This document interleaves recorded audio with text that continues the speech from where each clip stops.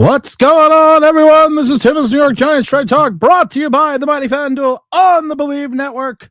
We always love FanDuel. I had a nice time at FanDuel the other day. I'm not gonna lie to you. Did a little FanDueling the other day, and what did we do? We won. I don't want to brag, but it's FanDuel.com, the number one sports book in America. Got to talk about the Callahan potentially coming here, and I'm not talking about Dirty Harry. Oh, we got to talk about the trip of the New York Football Giants in reference to where this team is headed, where this team is going, how John Harbaugh is going to get us to where we need to be at this point in time. We only got Mike Lee really in the chat today. Smash that like button on the way in. Thoughts on Brian being a candidate for the coach? Don't know much about him, except he was the head coach of the Tennessee Titans. Yeah, Brian Callahan was, and like I said, it's no relation to Dirty Harry Callahan, but Brian Callahan's name has been bandied about. We also have the quarterback coach over at Arizona State has been talked about as well. You know, the Callahan thing is kind of interesting. College quarterback, of course, if anyone remembers, he was over at UCLA. He was an assistant with the Broncos for a bunch of years. He was an offensive assistant for a couple of years. He was a quarterback coach from the Lions from 16 to 17. He was quarterback coach of the Raiders from 18. He was the offensive coordinator. People seem to forget from 2019 to 2023, which was their successful seasons. And those successful seasons led him, of course, to the Super Bowl and also led him to the AFC Championship, the game the year before. And this is a guy that has had a pedigree. He's working with the likes of Joe Burrows. He worked. He would be a steady hire for all the people that were so down and disappointed from Matt Nagy. I think there would be I think this would be a big step. I think this would be an interesting combination for the New York Football Giants to move forward in the right way. It's a big name college coach. It's a guy that if you take a look at his pedigree and his abilities, he's done some good work in the NFL. And that's the end of it. I mean, this is a guy that if we take a look at it, I would be excited. I would think that if you want to maturate and build a system around a type of quarterback, or like I said, Bill Callahan was a former college. I remember him at UCLA. I mean, not really a descriptive career, but I do remember him over there. But this is a guy I think that would be a good fit. And I think this is a guy that if you bring him in and you allow Jackson Dart to learn under Harbaugh, Nagy, and Callahan, you could potentially see a progression for this kid. It's Wawa coffee today in a Knicks cup. There's not much better than that, guys. But I would be excited about it. And they also interviewed, or were going to interview, what's his name, Michael Arroyo. I think he is the QB coach over at Arizona State. It was interesting though. You have certain Marcus Arroyo. That's right. You have certain people that are still like, what Charlie Weiss Jr. needs to do. I always love when fans tell professionals who have skin in the game and who have and this is how they make their living, that Charlie Weiss Jr. should leave LSU and take the quarterback position for Jackson Dart, and then stay there for a couple of years until Matt Nagy leaves, and then he could take the job as the OC. So you want him to take a demotion to come to the Giants and then wait for someone to get fired so he could take over the role when he's already the offensive coordinator for LSU. That's a little silly. We're always going to maturate. We always maturate, my friend. Have a good Hey, Big Trenton, what's up? Got to get back to work. Trenton, I've literally been streaming for 6 minutes. You already got to get back to work? What's that about? Joe Harris, you turned it on black, you turned your back on Black Rifle Coffee. Oh, no. See, Black Rifle is a morning blend. Black Rifle is a morning coffee. You have to facilitate and maturate your coffee. So you can't just drink the same coffee all day long. Like this, I have Wawa today, and I had Dunkin' Donuts this morning, and then I had Black Rifle Pumpkin Spice yesterday. So no. Mr. Greg says, I see ex-Giant coaches Ray Handley did pass away. Ray Handley basically got run out of New York on a rail. And was it a fault of his own doing? Yeah, probably. But Ray Handley was the wrong guy for the wrong position, and he had the inevitable task of following up for Bill Parcells. And I feel bad for the guy because he never coached again. I don't think Ray Handley ever got another job. I know he never got another job in the NFL, but I don't think he ever became. I think he just left football. If I remember, he got fired, and he was replaced by Dan Reeves, who also, and then he just left. He evidently went to Lake Tahoe. Ray Handley just went to Lake Tahoe and said, "Nah, I'm good. I don't want to do this shit anymore." Harsh for real said, "Hey, Ray Handley, truth to the urban legend of Ray Handley in the New Jersey Turnpike rest stops." And no, there's no truth to that. And there's no truth to the legend that Jimmy Hoffa is buried in the end zone over at Giant Stadium. And there's actually, if you want to talk about the Jimmy Hoffa rumor for a second, there's no proof whatsoever because of the fact that they dug up that stadium and made a parking lot out of it. So they didn't find anything. They did a whole research thing. Tahoe is a nice place to retire, and I think he retired like in his 50s. You got to remember, this is a guy that came in, went 8-8, 6-10. It's not like he had this wonderful season that he was like, "Oh my God, look how great that I'm doing." But I have to go with. I want to get back to Bill Callahan for a second. Mike Lee said, after a quick search, I see he's been the quarterback coach in OC as well as several teams, including the Bengals and Joe Burrows. Yeah, that's the thing people forget about Brian Callahan. He was the OC when the Bengals went to the Super Bowl. He was the OC when the Bengals went to the AFC Championship game the next year. So this guy has got a pedigree for the position.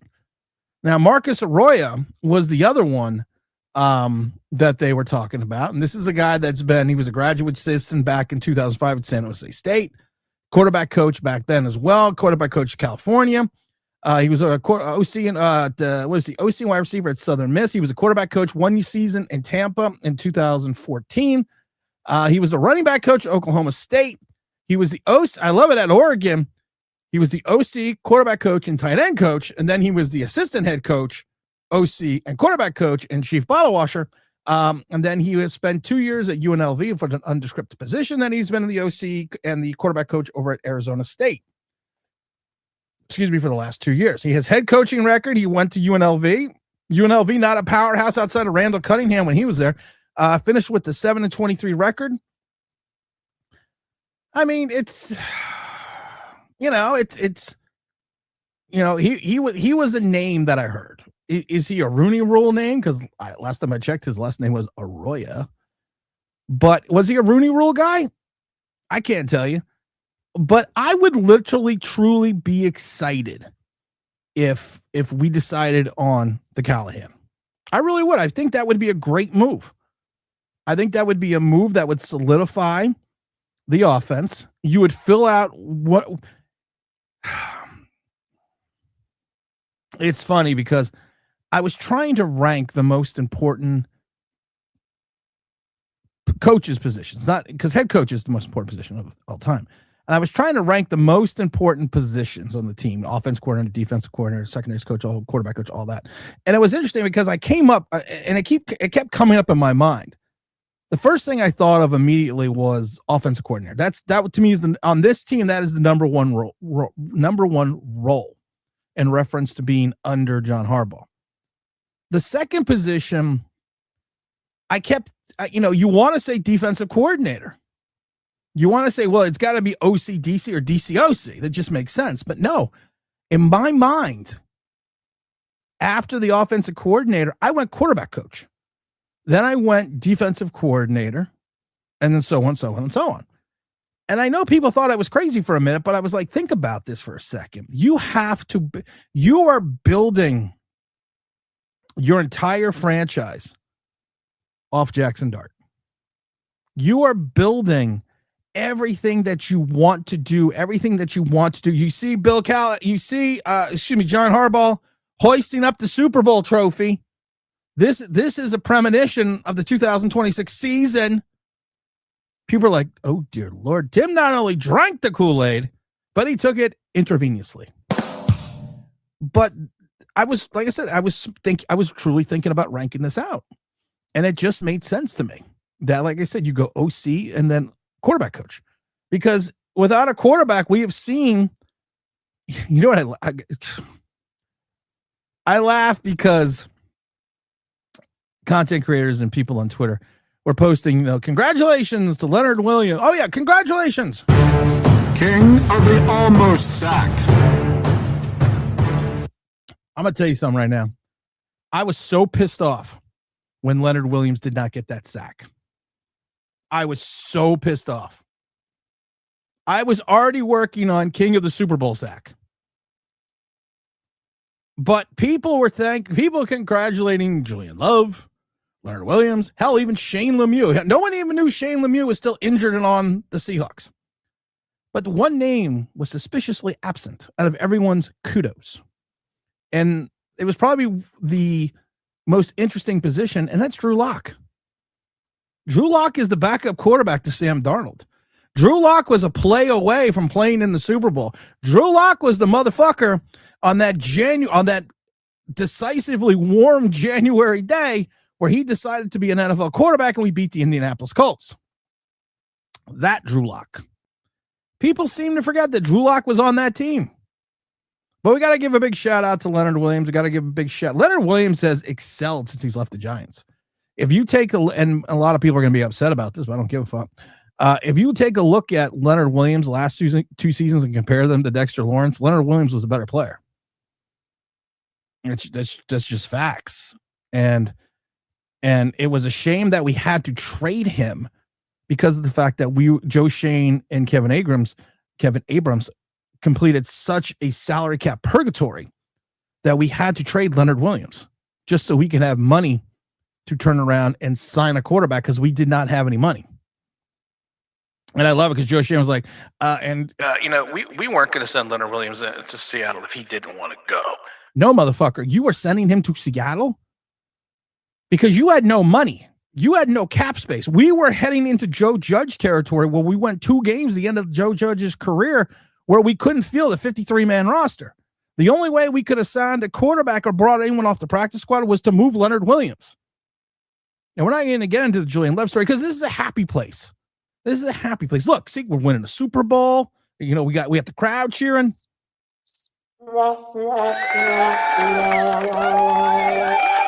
the crowd's going wild. Really should label those buttons because sometimes the sound effect can really kill you or not kill you. But I was thinking the second most position to me, like I said, is the quarterback coach. Because if you don't bring in someone that can work with Jackson Dart, if you don't bring in someone that can be part of this organization, if you don't bring in someone that is going to give you the comforting feeling that you can take Jackson Dart and make him into an NFL quarterback, there's going to be problems. But I don't know if it's going to happen yet. I would be excited if it did. And we're going to kind of go from there. And like I said, even Joe Ferry said, I'm going to go back to this comment. All these big former coaches, didn't we do this with Joe Judge and way too many cooks in the locker room? What do you think? What do you think, Tim? I'm going to tell you something right now, Mr. Ferry. So I'm going to call you Mr. Ferry. I'm going to call you Big Joe. Your new name's Big Joe.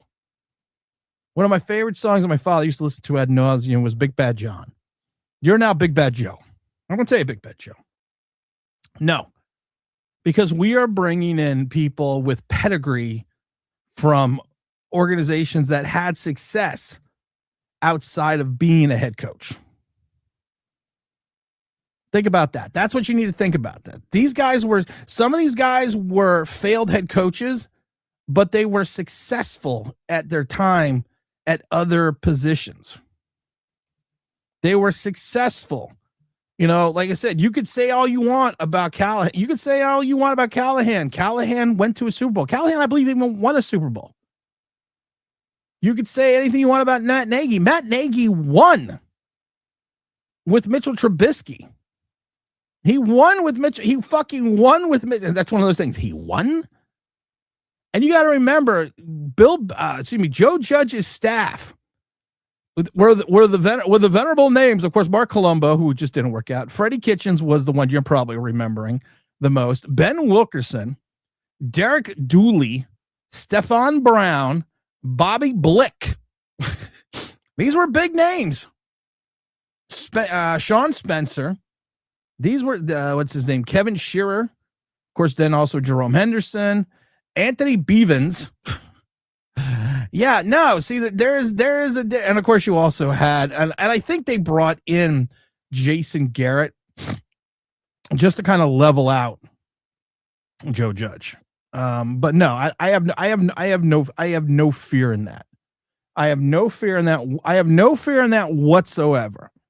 Because, like I said, I have this feeling that tonight's gonna be a good night. Tonight's gonna be a good night. You know what? Let's make it. Hold on one second. Let me send this text message.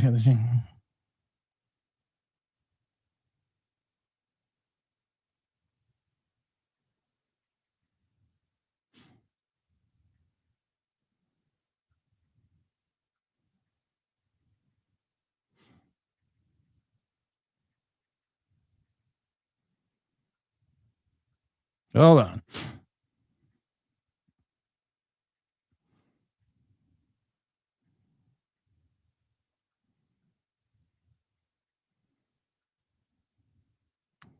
Hold on, I got to send this text message. I'm negotiating a car.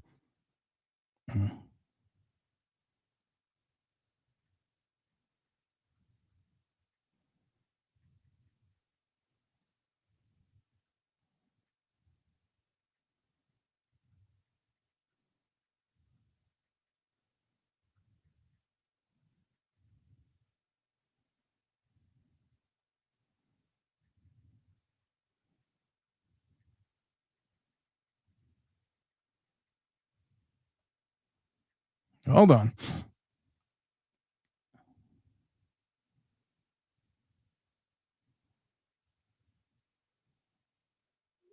All right, let's go back to what we were doing. Sorry about that. Trent's got to go back to work.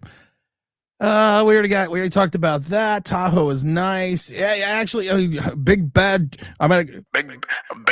Joe. It was actually pretty normal for about 20 years for our head coaches. Never been seen again after he fired them all. You're right. Todd Taylor says, yeah, they either need to make Dart something or we're going to start over again. Here's my thing about starting over again. I think if you put the foundation in place for Jackson Dart as you're hitting the like button, you put the foundation in place, you have a no nonsense, and I think there's going to be a little culture shock. I think there's going to be a slight culture shock that some of these players are going to experience when they come in with John Harbaugh. And I think it's going to be, it's no longer going to be the weird Cam Scanaboo antics. It's no longer going to be the weird sideline shit. It's going to be maybe not Parcellian, maybe not Tom Coughlin-esque, but you are now going into the realm of professionalism. You are now going into the realm of this is what professionals do. And you build that foundation from John Harbaugh. Then you augment it with Matt Nagy. Matt Nagy, you can love him, you can hate him. I still think Matt Nagy is the perfect hire for Jackson Dart. He's a guy that was an OC for years. He called his own plays outside of a short period of time in 2020 with the Chicago Bears. He likes scrambling quarterbacks who can move in the pocket. He's very proficient in a West Coast style offense. And you kind of have to sit there and say, okay, that's what we need to do with Jackson Dart. And then if you can bring in Callahan, because Callahan's experience, go ahead, make my day. Callahan's experience is different, especially in his last stop with Joe Burrows. You could see he still had that scrambling S quarterback with Cam Ward. They tried to do it with Will Levis. Didn't work out. I would love to have seen what they could have done with Malik Willis. He could have done with him, but that's neither here nor there. But he has a different quarterback that he's worked with in the likes of Joe Burrows, who's more of a gunslinger, who's more of a downfield passer. And that's kind of nice because you have two different philosophies and potentially combine them into one with a coaching staff that is dedicated to making Jackson Dart a successful quarterback. Hell, I might even get a Jackson Dart jersey. Just waiting for the Lightning. And I love it because people are like, oh, you've changed your opinion on Jackson Dart. No, I really haven't changed my opinion on Jackson Dart. I haven't. But I've changed my opinion on his potential career trajectory because of the fact of the coaches in place. That's what I think. Big Mike Lee says, Dart does need to show improvement over last year. Wonder how short of a leash he will be put on this upcoming year. I don't think you put a leash on Dart. I don't think you do that. I really don't. You want to know why? Of course you want to know why. That's why I'm here doing a live stream. Because I don't really count this year for Jackson Dart. I don't count this year as a growing time for Jackson Dart. Because everyone was like, well, see, when Brian Daboll left, Jackson Dart's, I always love these people. When Brian Daboll left, Jackson Dart's proficiency went down. Well, your OC, who made him proficient, is now your head coach. So that never changed. Your offensive philosophy never changed when Mike Kafka got promoted.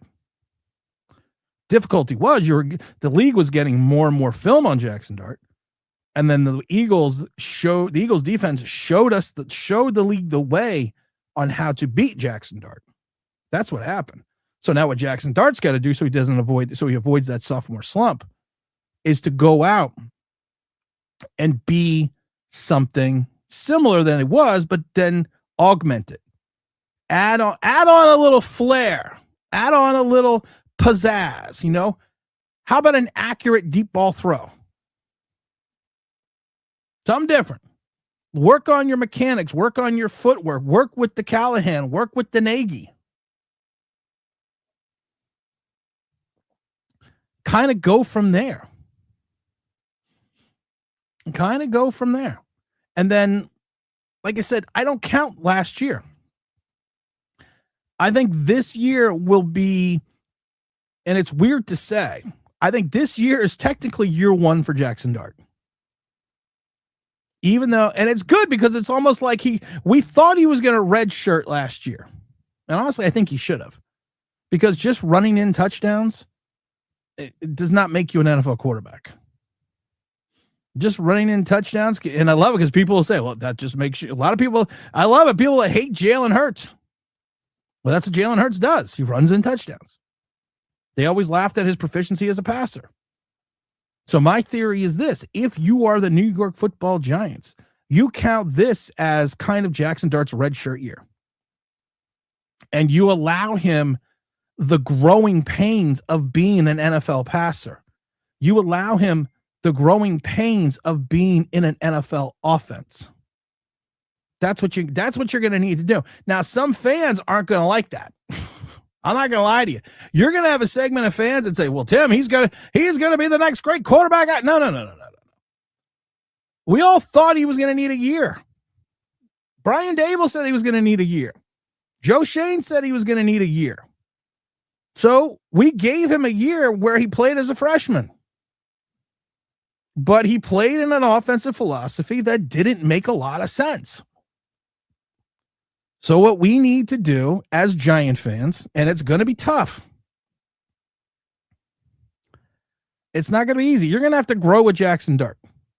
You're going to have to grow with Jackson Dart's abilities. And Jackson Dart is going to have to buy into all of this. And he's a second-year pro. He wants to have the most successful long career that he's ever had. He's successful. He wants to be a 10-year, 12-year Super Bowl veteran. He wants to be John Harbaugh hoisting that Super Bowl trophy. And that's what you're going to have to take. Todd says, imagine we were 2-12 and Arch had a good year. How many Dart fans left in this fan base? That's not this is the this is the complexity and the perplexingness of New York Giant fans. Because let's say Jackson Dart hits a sophomore slump. And let's just say that Arch lights it up at Texas. I mean, let's just say his numbers are beyond stellar. Let's say they're numbers that we have not seen from a quarterback in 20 years. And let's just say the Giants at 2-12, as you said, are rocketing towards that first overall pick. Everyone that loved Jackson Dart's going to be like, well, I don't really like him anymore. But this is the thing. You are going to have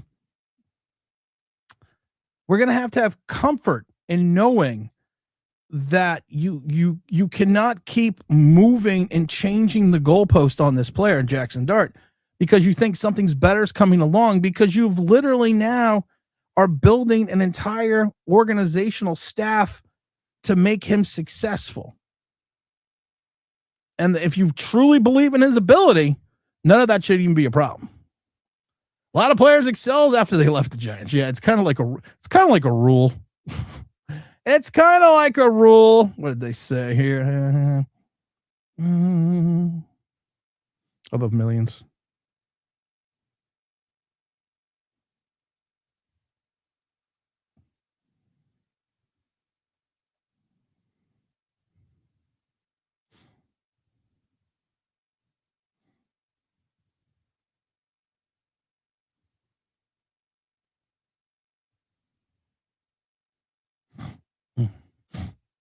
Hold on one second. No.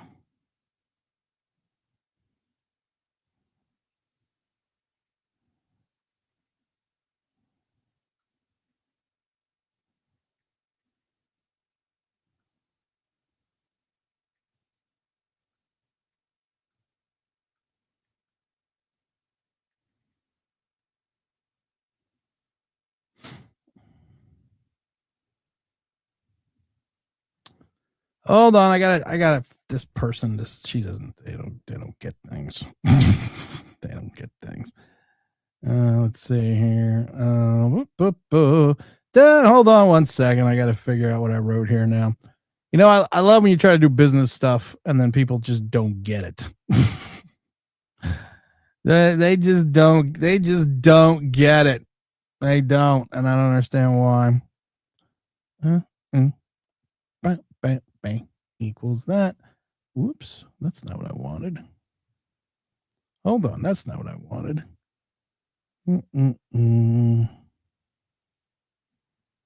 Hold on one second. We gotta figure this out. We gotta do math. Why do people want me to do math for them? I don't want to do math for them. I don't want to do math. 714. That's 714. Minus 714 equals 3628. Okay, 3628.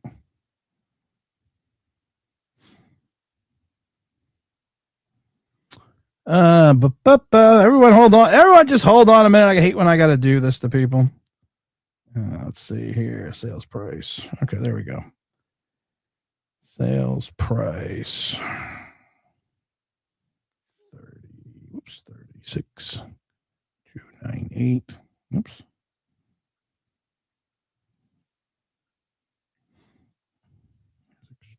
$6,298.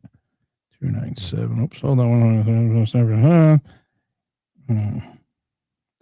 a minute. So what would that be?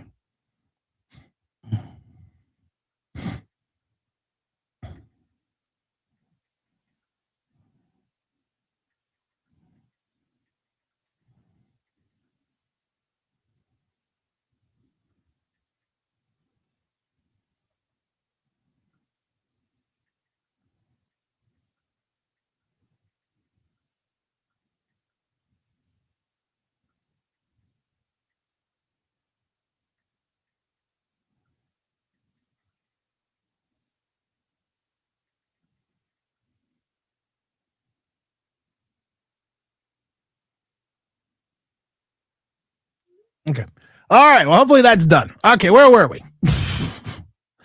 I love it. Oh, there we go. Skyline side. Would Brian Leftwich be a good option in case he gets back in the league? Why not him? I don't have you know what? First of all, I have no problem with Brian Leftwich. I used to be a season ticket holder when he was when he was on the Jacksonville Jaguars. The only thing I didn't like about that is they used to call him Radio in the stands because he kind of does look like Cuba Gooding Jr. in the movie Radio. He's Super Bowl champion, the offensive coordinator for the Bucks, interim offensive coordinator for a season with the Cardinals. He had 2 years as a quarterback coach with the Arizona Cardinals. I don't know if he is a guy that will help maturate and grow a quarterback when your pinnacle of success is Tom Brady. I think that I could probably be a successful coordinator with Tom Brady. I'm just throwing that out there. But we keep letting Banks, Hyatt, and Neal stay. Well, Neal's not going to stay. Hyatt's going to be gone, and I think Banks should stay. I truly do think that Banks should get another year because you brought in a defensive-minded, cornerback-centric coordinator in Denard Wilson. Go look at Denard Wilson's track record of what he's done on other teams and whom he has helped be a successful cornerback, excuse me. And you see a lineage of guys that you're just like, what the fuck? And I think him, Paulson Adebo, and Drew Phillips get a redo year. Because Drew Phillips is just, for all the people that love Drew Phillips has just been god awful. And you can tell me about all the tackles he makes, but you don't talk to me about the 72% completion percentage, the 10.96 yards average per catch, the 575 yards he gave up, the multiple touchdowns. We don't talk about that. The big first downs we've got. We don't talk about that. No, we talk about all the tackles. Well, Aaron Robinson made a shit ton of tackles too after the catch, and that saw how long that kept him in the league. But I think those guys get a mulligan. They get a mulligan for one more year. Doesn't all these head coaches set up the possibilities of a mutiny thing going south? I don't think so. Because what does all these head coaches, what do they not have as a head coach that John Harbaugh has? It's one of these. He's got one of these. Yeah, I just wear my Super Bowl rings. I just go around the house, go, yeah, bang, Super Bowl ring. He's got one of those. Your thoughts on the hiring of Greg? You know, it was interesting because I didn't really do I saw a lot of people, because a lot of people are going to be hurting for content, that they were doing everyone did a stream about Greg Rome. And I was like, well, I was like, okay. He's a guy coming in with experience. He's a guy who's been in the league. He's only 53 years old, and he's been in the league since 95. I think it's another solid. He's going to be a senior offensive assistant. He's going to be the running games coordinator. He was the offensive coordinator, of course, under Harbaugh. And I believe with the of course with the Chargers as well. He got fired in January 13th for that wild card loss to New England, which was 3-16. I thought they would have I thought the Herbert offense would have put up more of a showing. You're talking about a guy that has also worked with Harbaugh. He was promoted to assistant head coach and tight ends coach back in 18, I think, with him.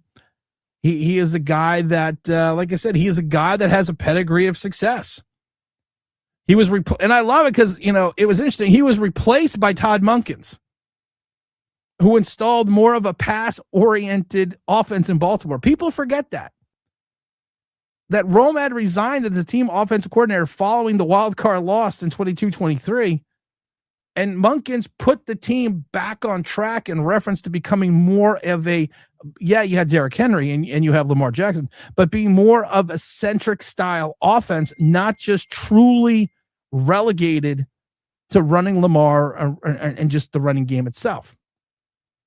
I don't think it's a bad hire. I do think it's a good solidifying. I think it's a good solidifying hire. It solidifies your organization. It shows a nice coaching tree. He is a guy that has worked with Harbaugh in the past. Greg Roman has. He is a guy that has shown success in the league. I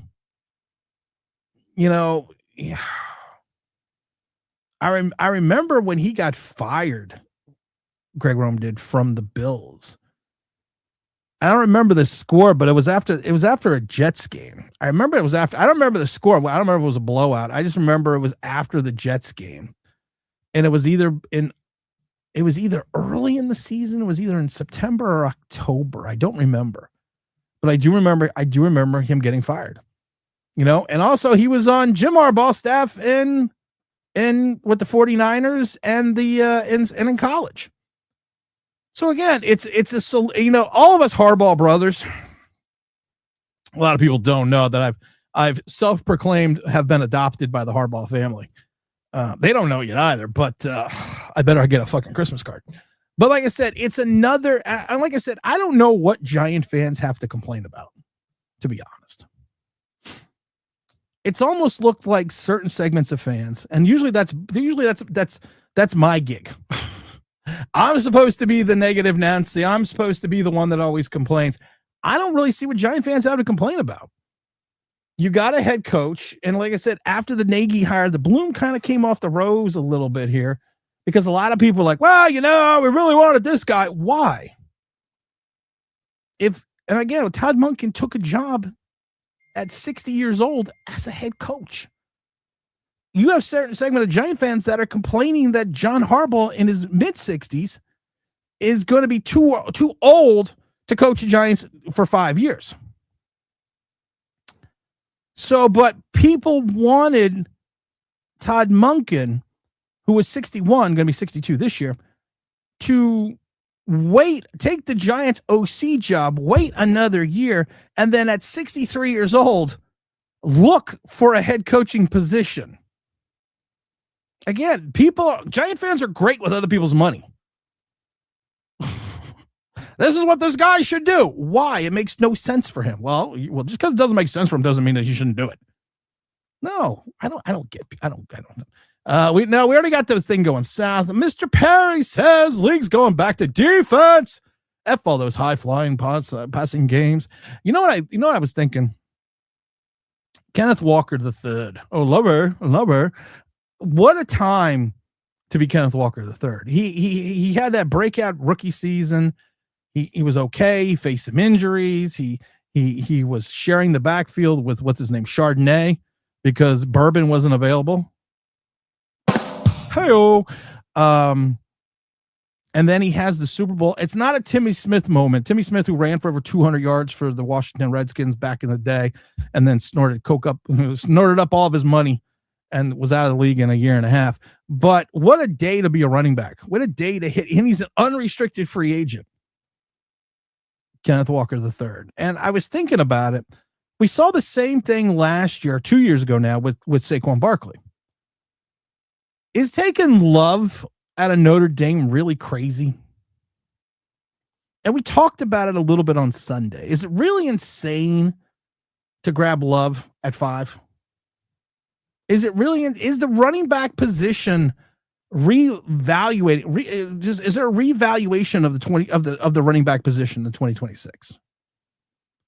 Because we've seen certain teams find success with running backs.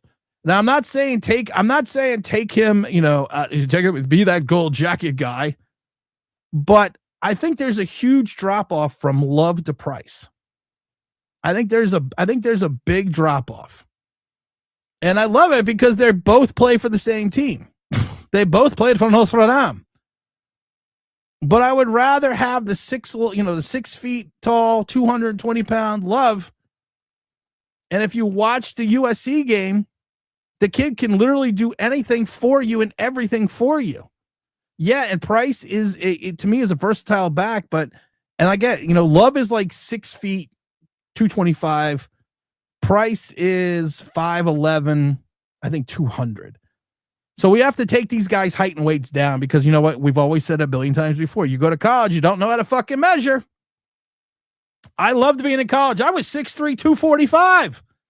I'm 6'1". I'm 6'1 and a quarter, but I was 6'3", 245 and 6'1 and a quarter, 225 pounds, but I was 6'3", 245, baby. I must have looked good because evidently, like I said, you go to college to learn how not to measure. But there's such a serendipitous drop between Price and Coleman, and I can't think of the kid's name from Penn State, Johnson out of Nebraska, Claiborne out of Wake Forest, the kid from Arkansas. There's such a big drop. But we've shown the way again that defense can not only propel you to championships in the Super Bowl, but a balanced attacking running game can Flacco. Now we can't even call it. We can't even call it. They Flaccoed it to the Super Bowl. Now we're going to call it they Darnold it. A balanced running game, great defense, number 1 ranked defense in the league. We have King of the almost sacked. And you Darnold it into a Super Bowl championship. Greg Rome's got to get the running offense as excuse me. John Harbaugh says John Harbaugh, listen, you didn't get my invite. Greg Rome to the running to run the running offense as an assistant. I am all on board with that hire. I'm on if that's truly what he is here to do. I am on board with that. I'm cock locked and ready to rock with that one. Because the fact that we are going to need some proficiency in our running game, because I would like to see people hitting the like button because we only have 25 likes. I would like to see this team become more balanced. And I don't mean just balance between run and pass. I mean balance between running and running your quarterback. Because I would like to see Jackson Dart become a proficient passer. Big T, what does the big T Brad say? Hit the like button. Arch is not that good. I don't know if Archie's that good or not. So, I mean, I can't tell you. He had less than a stellar season that I thought he was going to have over at the Mighty Texas, but I don't know what he's going to be. I kept telling people at the beginning of last year, I don't know what the fuck he's going to be. Hey, listen, you want to have some fun?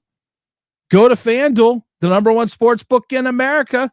New customers on the NBA bet $5, get $100 in bonus bets if you win. Because you want to know why? Because football's over. So now we're going to talk about the basketball. Football sport of kings, better than diamond rings. But you know what? We love the basketball here. We all know that I'm the huge Knick fan. So anytime I go to this FanDuel and I go to the sport book, I take a look tonight with the New York Knicks. The Indiana Pacers are 12.5-point dogs to the Knicks. And they're playing in New York. I wanted to go, but I couldn't go. I couldn't make it today. You know what? I'm going to do a parlay here right now with you guys. I'm going to take the Knicks and the spread. I'm going to go first basket. Ooh, first basket. You know what I'm going to go? Because James hates him. I'm going Karl Anthony Towns, first basket. I'm going to go to score 30. I'm going to go to score 30 points. I'm going Brunson. Where's the steals? Because I want GTA. I want Grand Theft Auto. Where's the steal? Where's the steals? I need a steal stat as we're sitting here building our 4-leg parlay. Because I learned you only build the 4-leg parlay. We're going to go player assists. I'm going to go player assists. And I am going to take Jose Alvarado.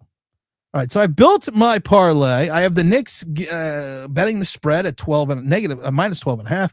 First bucket is Karl Anthony Towns, Jalen Brunson to score 30, Alvarez to lead in assists. I'm gonna bet $50. $50. Oh, that's actually a good parlay. At $50 parlay will net me $2,578.09. And of course, that game is at 7:40 on the mighty FanDuel. That's FanDuel.com, one of the number 1 sports book in the world. They always say in America, but I'm going to bump them up and say the world. Get $5.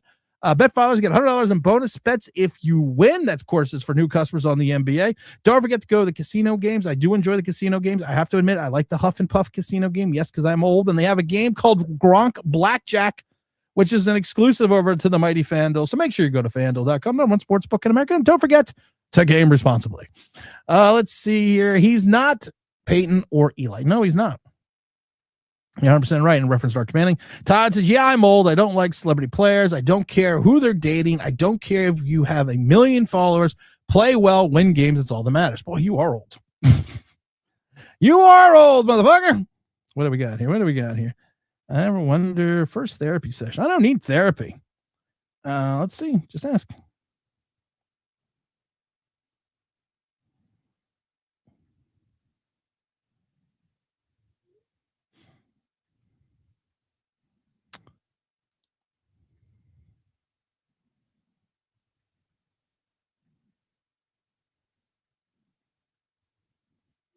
All right, here we go.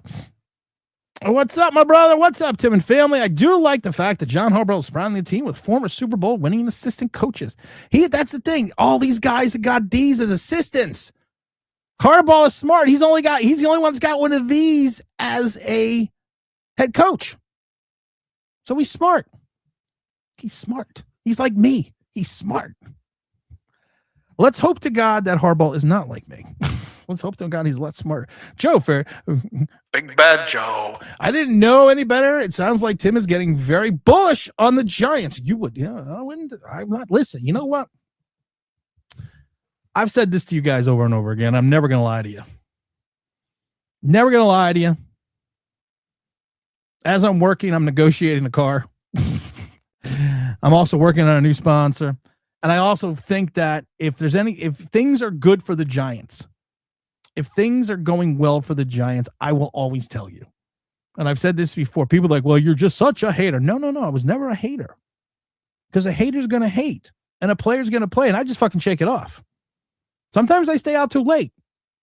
I got nothing in my brain. That's for the OGR Sports Club. We all know is a Swiftie. But when they do things right, I'm good. I meant next year. Of course you did. Deep ball accuracy, 10-yard passes. That's the thing we're going to need to work on with Jackson Dart. And that's what I'm very excited about.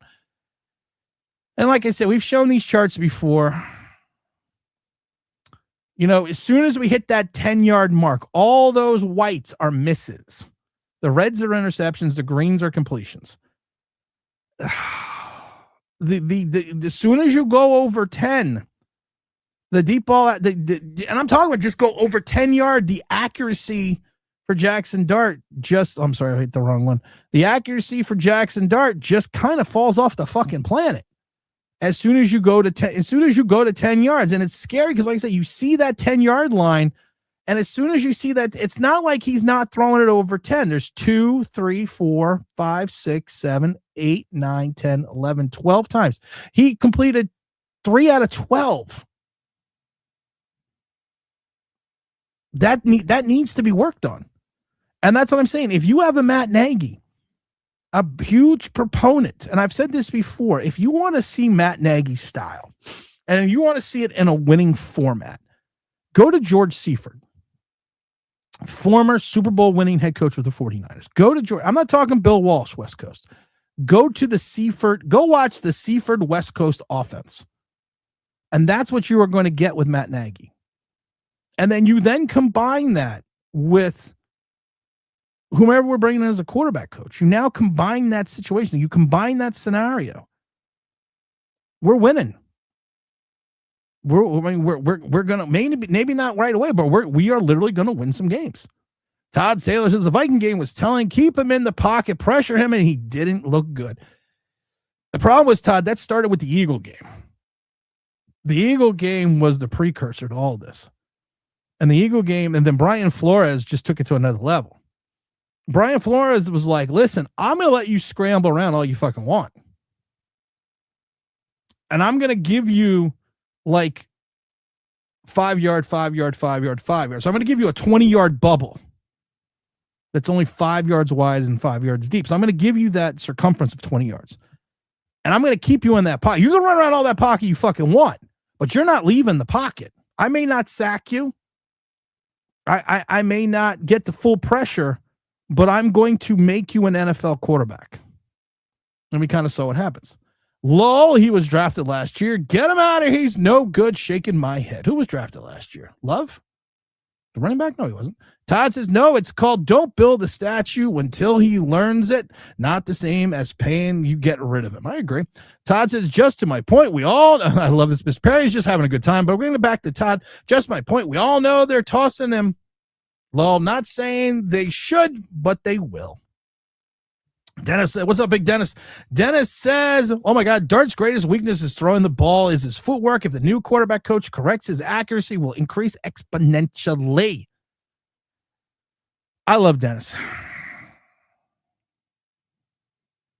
because of the fact that he former college player gets it. There's so many, I have so many former college players that get it, that come to the show. And I got people that DM me and email me all the time. Like you get it. Because a lot of times you can't speak about something, you can't preach about something unless you've done it and done it at a fairly high enough level. Denise, I'm sorry. But it's not Denise. I forgot your name. It's your wife's account. I remember that now. But you forget. You don't, and that's the thing. If you've never done it at a high enough level, you'll never understand. And as him being a former college player, Division I, you get it. And right, you work on Jackson Dart's footwork. You work on Jackson Dart's ability to find happiness, find feng shui, find happiness in the pocket. Because one of the biggest things that was a detriment to Jackson Dart at Ole Miss, and which scouts pointed out, is when the pocket got muddy, he had a tendency to bail early. That's a big issue. And he would have a tendency to Jackson Dart rely more, and this is at college, not here. And actually, we did see it here a little bit too. He relied more on his legs than he trusted his offensive linemen, than he trusted his wide receivers. People texted me. Everything is awesome.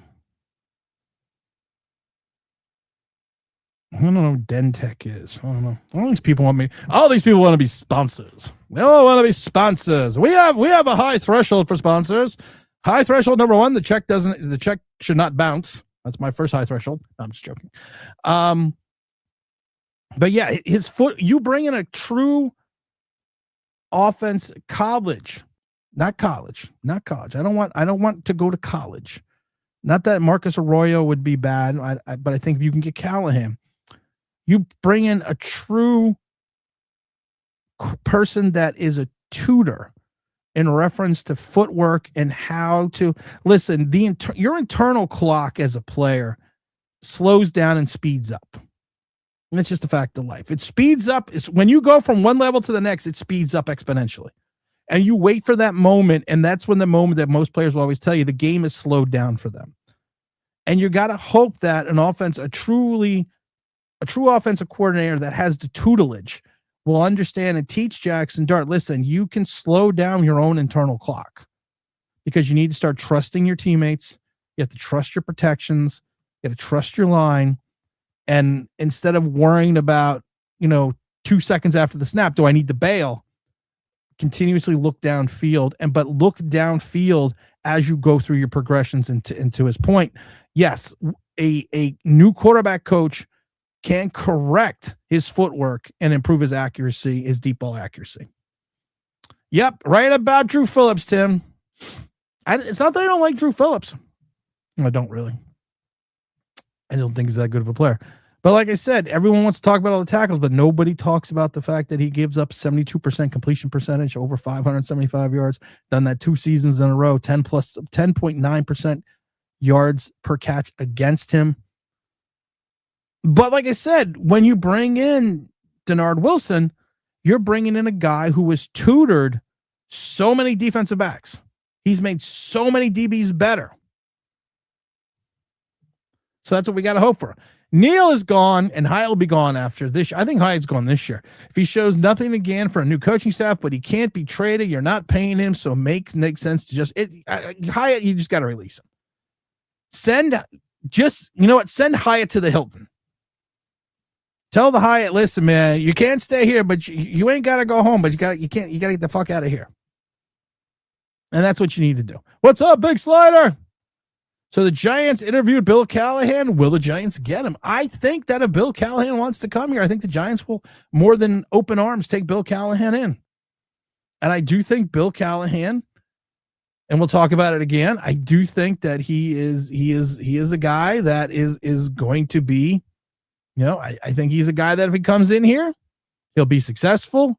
He can help. I mean, Brian Callahan, not Bill Callahan. Why it's Brian Callahan, not Bill?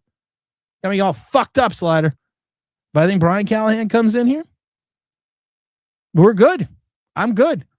You basically, in my mind, you have put together a winning formula on a winning staff if you bring in the Callahan. I could do it too. Go ahead. Make my day. Did he fire 6 shots or only 5? Well, to be truthfully honest, in all the excitement, I kind of forgot myself. Oh, see, there'll be so many Dirty Harry references. So many. 31 likes. Let's get to at least 35, please. Mike Lee says, I also think he worked with his dad as well. He's a run-centric, so it makes sense. Yeah. Dart's weakness, going through progressions on a weak arm. Terrible footwork. 63 is prime. Yeah. I think, and like I said, it's what they said about Jackson Dart in college, that when the pocket gets muddy, he bails. And we kind of showed that, we've kind of showed that before. And we've read actual scouting reports on this show, and I'm trying to see if I can find them again. Or did I delete them off the computer? Let me see. I'm trying to see off the computer. Let's see here. Here we go. It said, Dart struggles to make reads post snaps, locks onto a player, sometimes passes up the easy throws. Again, those are fixable. Definitely pressure sensitive, frequently opting for the escape hatch with his legs rather than sticking in a muddy pocket behind the line of scrimmage. Didn't consistently keep his eyes downfield on the move and frankly gave up way too soon on pass plays once pressure arrived. This seemed to be especially a factor in the second half, which is interesting because, like I said, his performance after that first quarter kind of dropped. One of the things that we worried about before is the fact that if you take, let's see here, his off target rate was 15% in the fourth quarter and was consistently around 12.4, but it was most notable in the fourth quarter where his completion percentage dropped to 60. So, I mean, that's going back to his original scouting reports.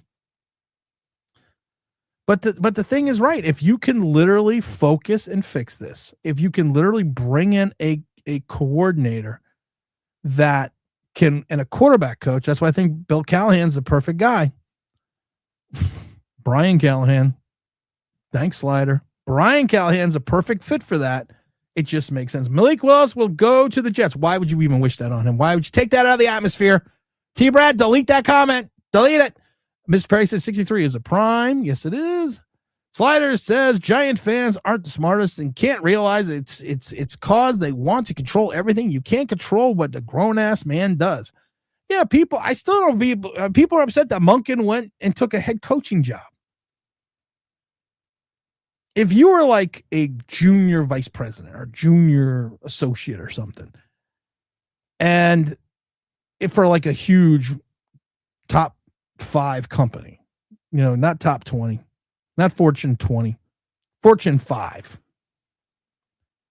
and you're like an associate, and a top 100 company goes to you and says, hey, listen, we're going to make you CEO. Yeah, we're not as big as these guys. We're not as pretty. We got a lot of problems, but we're going to make you CEO of this entire organization. What do you think they would do? They would leave the Fortune 5 company and take the job and the money and the recognition at the Fortune 100 company. And that's what people are asking. That's what they were asking Todd Monken to do at 62 years old. You've never got a coaching job before in the NFL, never been offered one. Don't take this. Become the offensive coordinator for the Giants. Last 2 teams, one with good running backs. That's what I keep thinking now, T-Brad. We talked about Love on the stream on Sunday.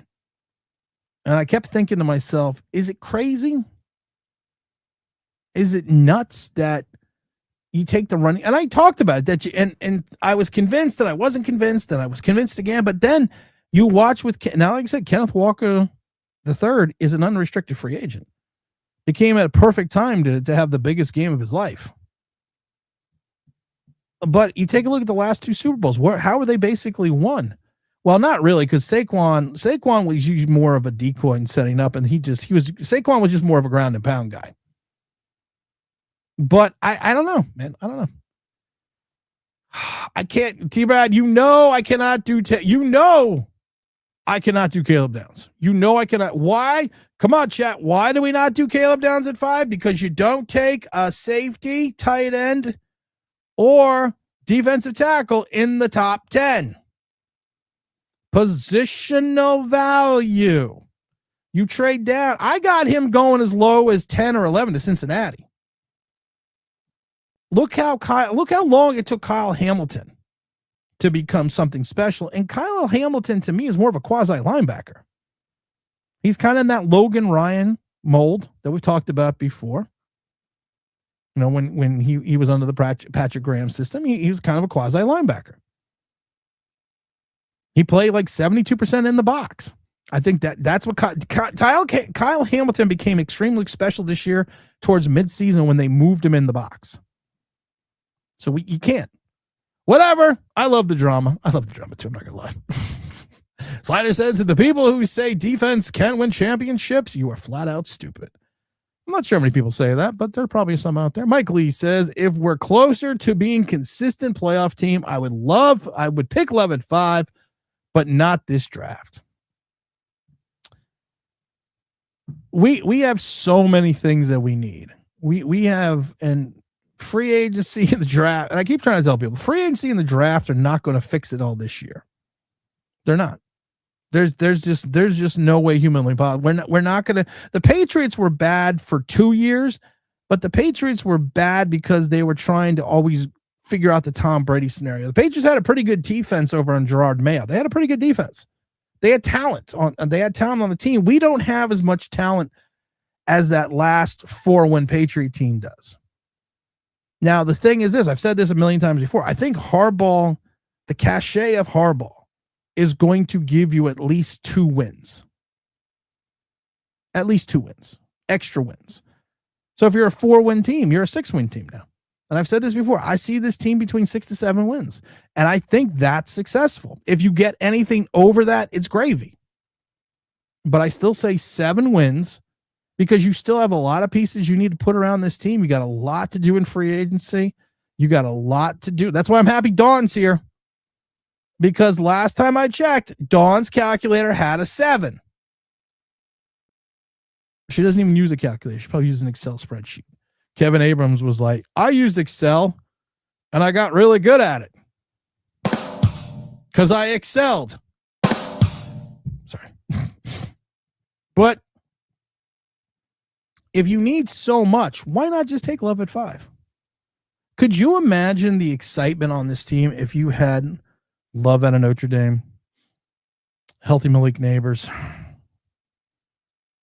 Jackson Dart, and you hope that Theo Johnson becomes something? Can you imagine the offense that you can open up? And I've said this before. You can grab a wide receiver. I was going to say in the 3rd round, but we don't have a 3rd round pick. But you can grab a wide receiver later in this draft to have some competency. Todd Taylor said for years running became obsolete. Teams were just so pass happy. Now you go back to what we used to do. You control the fucking clock. You play hellacious defense, and you win these. Let's see. Winston Wilson says, unfortunately, I know they're going to pick Love. I know they're not picking Love at 5. We ranked 5th last year, so no matter how you slice it, this is not an emergency or a need. Oh, I agree. But here's my thing with Love. And I know they're not going to do it either. I'm thinking total offensive philosophy.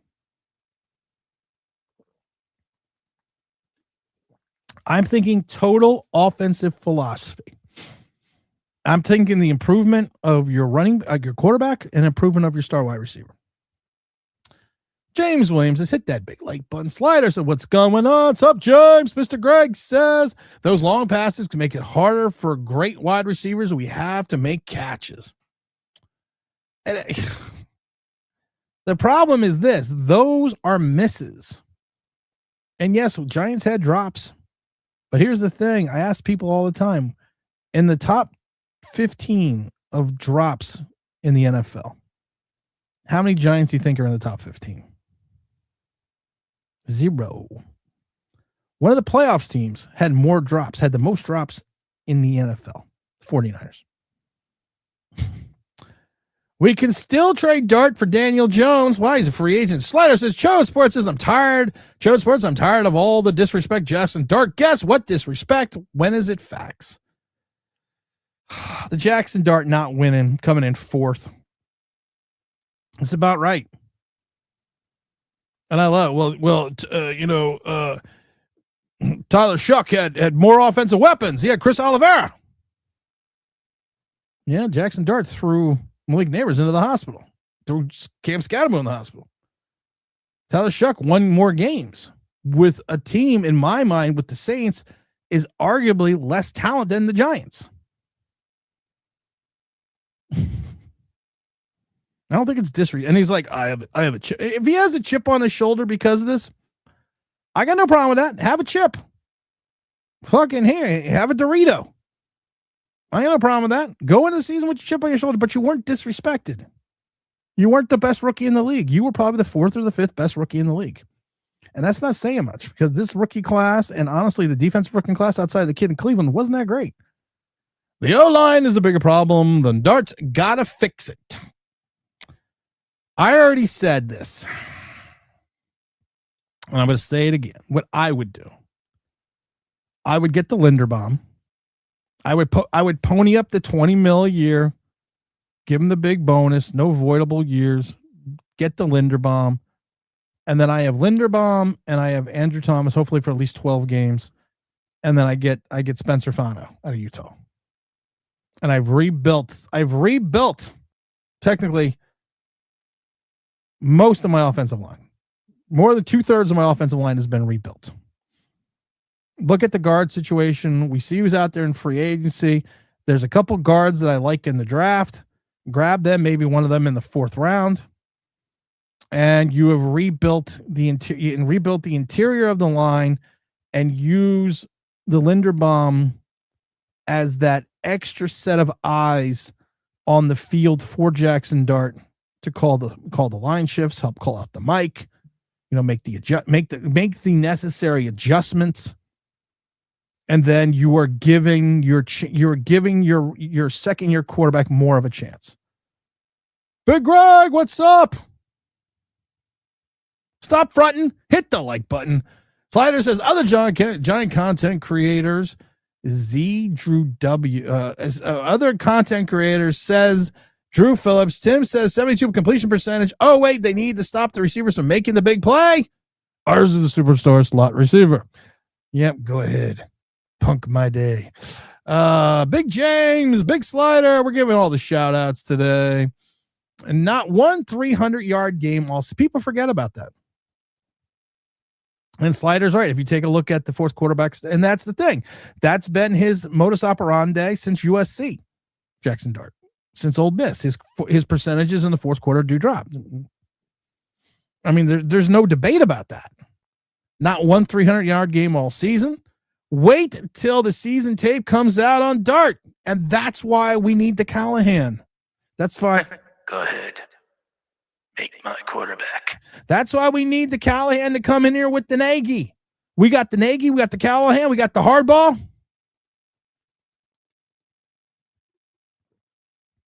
We got ourselves a McCoy. We have ourselves an away team. Boondock Sing joke. Sorry. Dart's greatest attribute consistently visits the Blue Tent.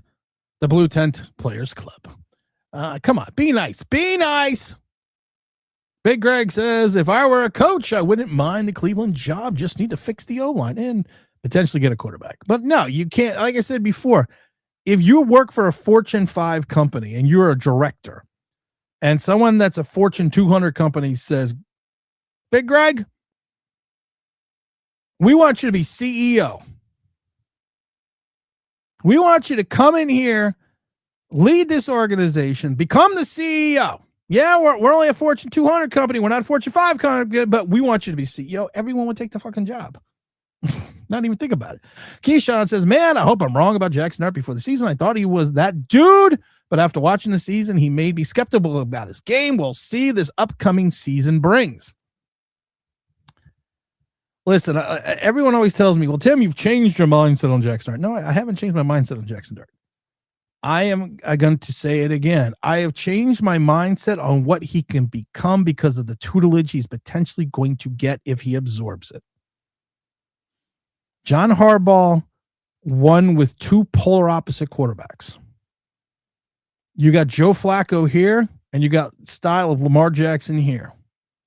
I once caught a fish this big, but this is literally what you have.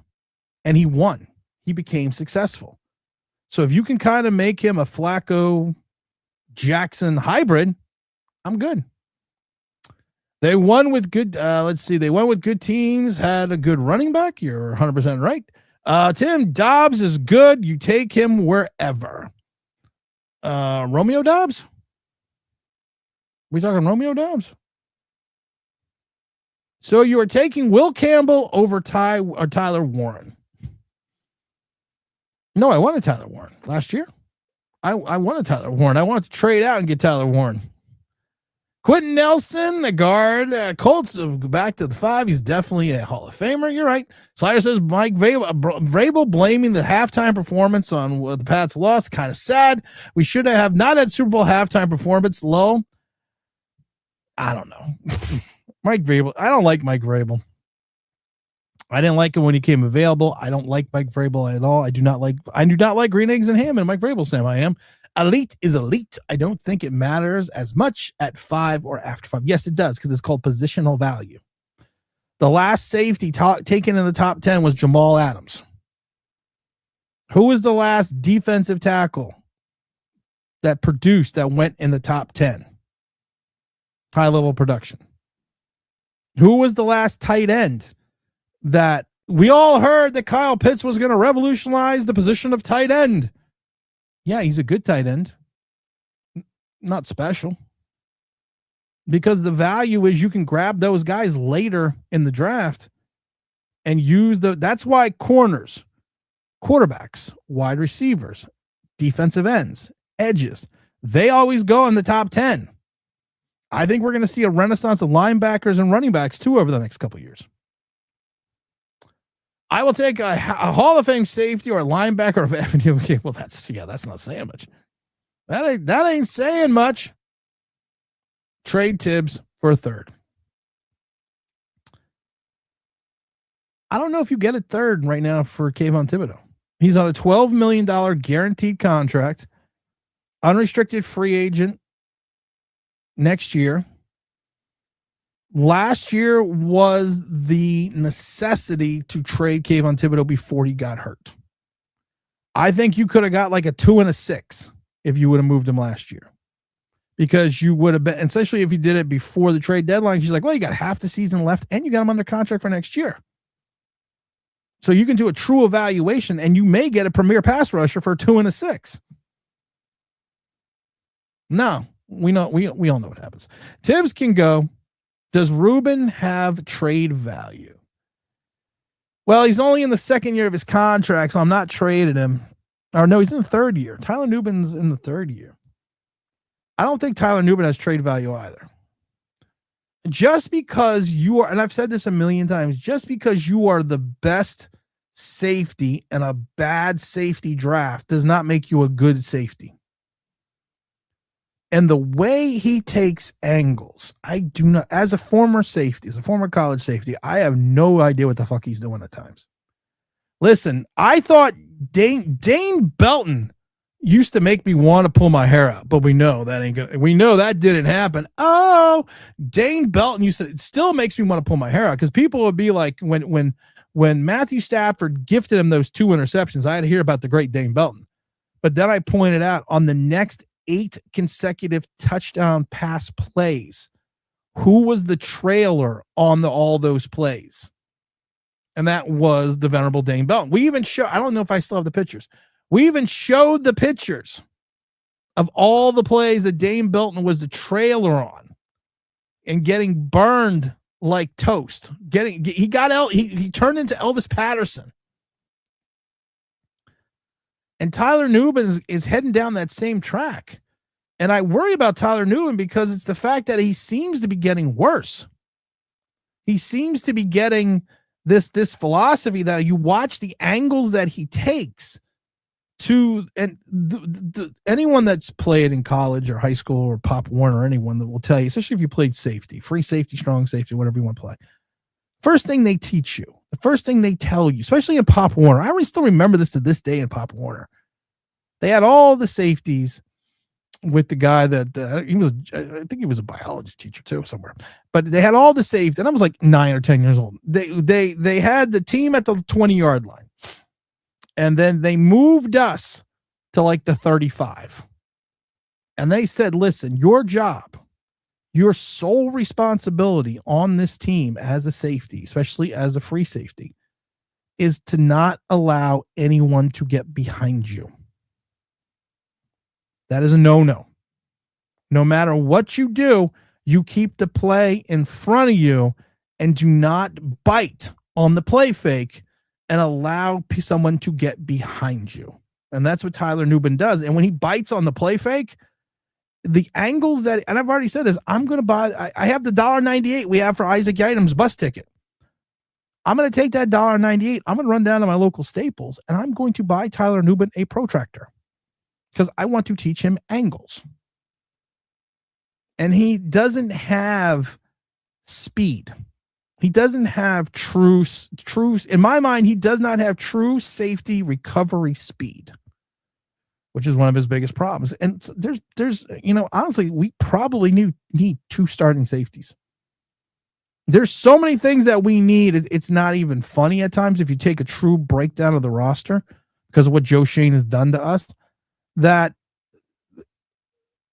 John Harbaugh coming to this team was a godsend, because even with all the flaws this team has, even with all the holes this team has in talent, this guy was like, I can come here and make this team better. And like I said, to me, we're only at 33 likes. Can we get to 40 likes, please? If you haven't hit the fucking like button, hit the fucking like button. Okay, that's fucking free. People are like, I'm waiting for Tim.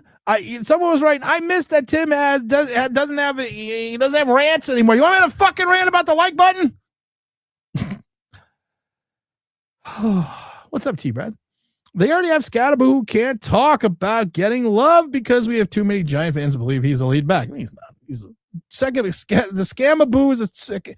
Cam Scatterboo to me is a good change of pace back. A lot of times when people think of change of pace backs, they think of a speed back. You think you have the bruiser back and you have a change of pace back and the speed back. You know what? You can do it the opposite way. You can have a change of speed. You can have a change of speed back, change of pace back by having go the opposite way with it. That's okay. That's all right. And I think Cam Scatterboo could be the thunder to the lightning. You know, and that's why I keep thinking, I think Tyrone Tracy's a great guy. I think Tyrone Tracy is going to go, into his 3rd year as a running back. This is a guy that was mainly a wide receiver. And he had no experience at running back except his last year in college. He comes in here and he does what he's supposed to do. He was never truly successful at it. He had games and he had moments, but I do think he's like a 3rd down back. And I think if you get someone like Love, hell, why don't we go out and get Kenneth Walker? The undervalue of the running back position, you probably could get him for like 10 a year. You throw in bonuses, you give him 3 years, 32, and I know that's more than 10, but you got to count in bonuses and everything else. Give him 3 years, 32. Good change of pace back. I love the way Kenneth Walker runs. You want to talk about being consistently? No. At the moment, no. in about 30.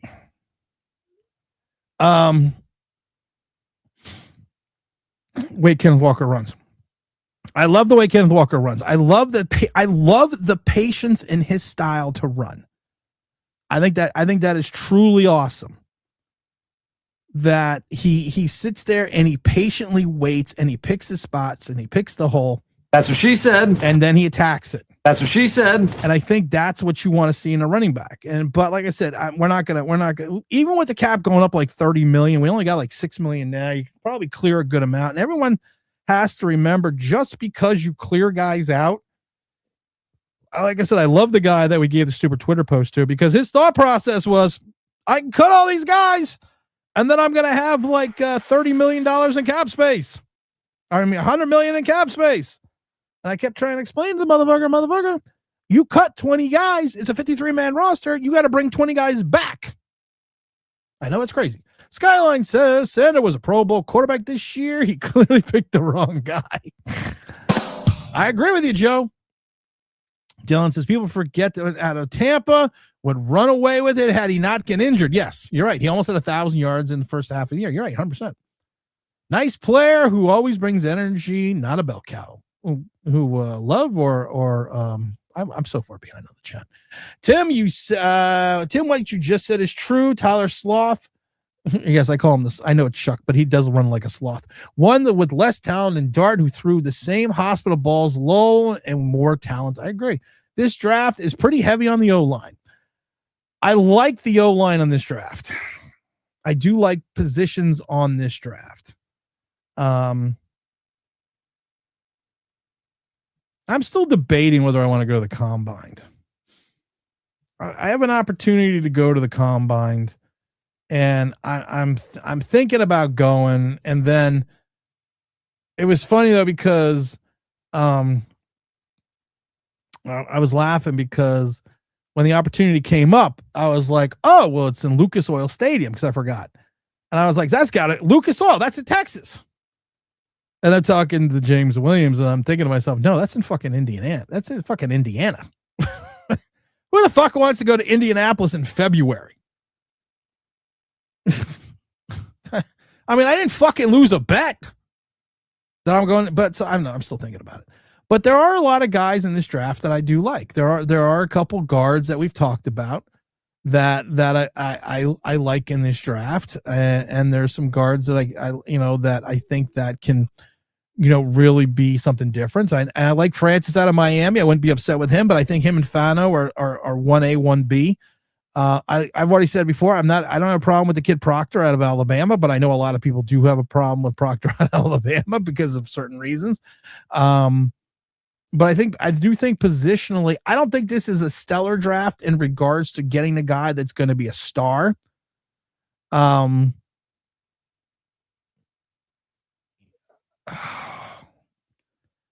the Giants are going to do if it was up to Joe Shane. And this is why I'm so glad John Harbaugh's got the final decision. The Giants would take someone like CJ Davis. Now, CJ Davis is 6'4", 335 pounds, and I love it because most people project him as a developmental tackle at Illinois who has the potential to be a starter in the NFL. CJ Davis of Illinois is probably I keep saying Illinois. Am I right? Is he Illinois? I don't remember, but I believe he's Illinois. But CJ Davis, in my mind, and he also went to the Super Bowl, in my mind, would be the perfect Joe Shane pick. I'm going CJ Davis, Illinois, because he's got potential in 5 years to be the best player ever. But we got the Harbaugh. Tyler Slaw played some bad defenses when he was doing well. So did Jackson Dart. Jackson Dart played the Raiders. Jackson Dart played Dallas. Come on. Maurice Jones-Drew tends to disagree with Joe Ferry. So I used to love Maurice Jones-Drew. The only problem with him is you had Fred Taylor there at the same time. But Jones-Drew was a totally different player than Cam Scatterbo. And it was one of those things that, like I said, his biggest issue was the fact that it used to be MJD, was the fact that he was there when Fred Taylor was there. So, I mean, this is a guy that had a good career, not a great career at USC. He came in, he did what he was supposed to do. You know, he had a nice combination with Fred Taylor, but Maurice Jones-Drew was a guy that had speed. This is a guy that had runs for 74, 80, 60 yards. I mean, this is a guy that, and also he was a good receiver. At one point in time, I think he led the team, I think his second season or his fourth season in receptions. This is a guy that had 3,000-yard seasons in a row. I remember the 2011 season, he had like 1,700 yards. I think his most touchdowns he had was 58, and I think he had a total of like 70 touchdowns or I don't remember exactly, Maurice Jones-Drew, but this is two different, him and Cam Scatterbo are two different players, two different planets. Tim, do you see any slot receivers in the draft that are best to replace Wan'Dale Robinson?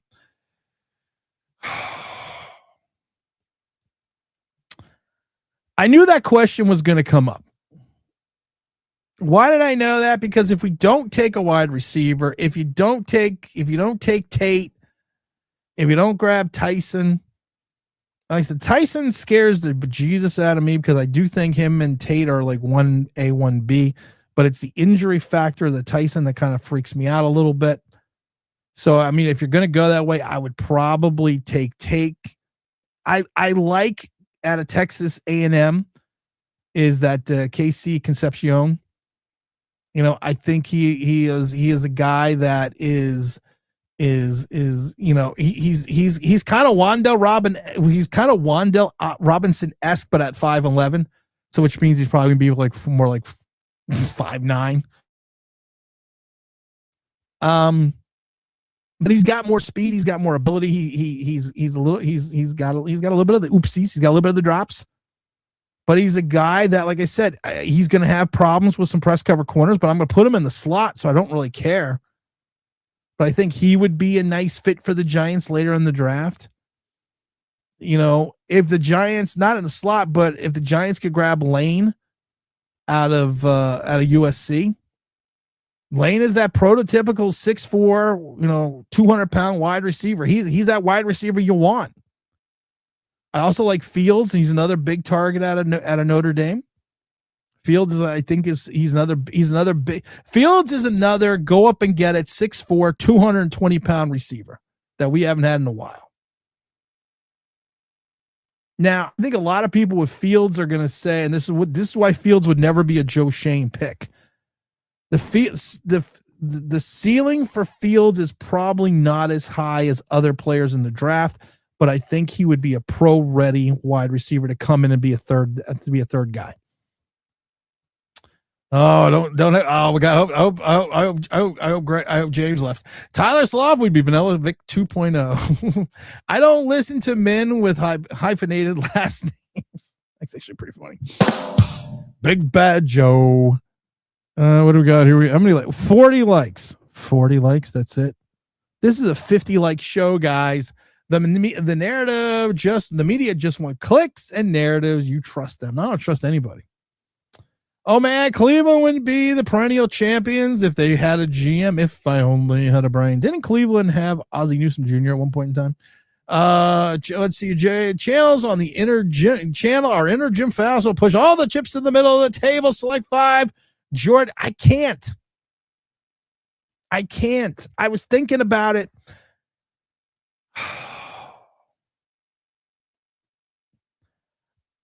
Joe, I was thinking about this over the weekend after Sunday's stream, and it's those injuries. And we've talked about there's a difference to being unlucky and being injury prone.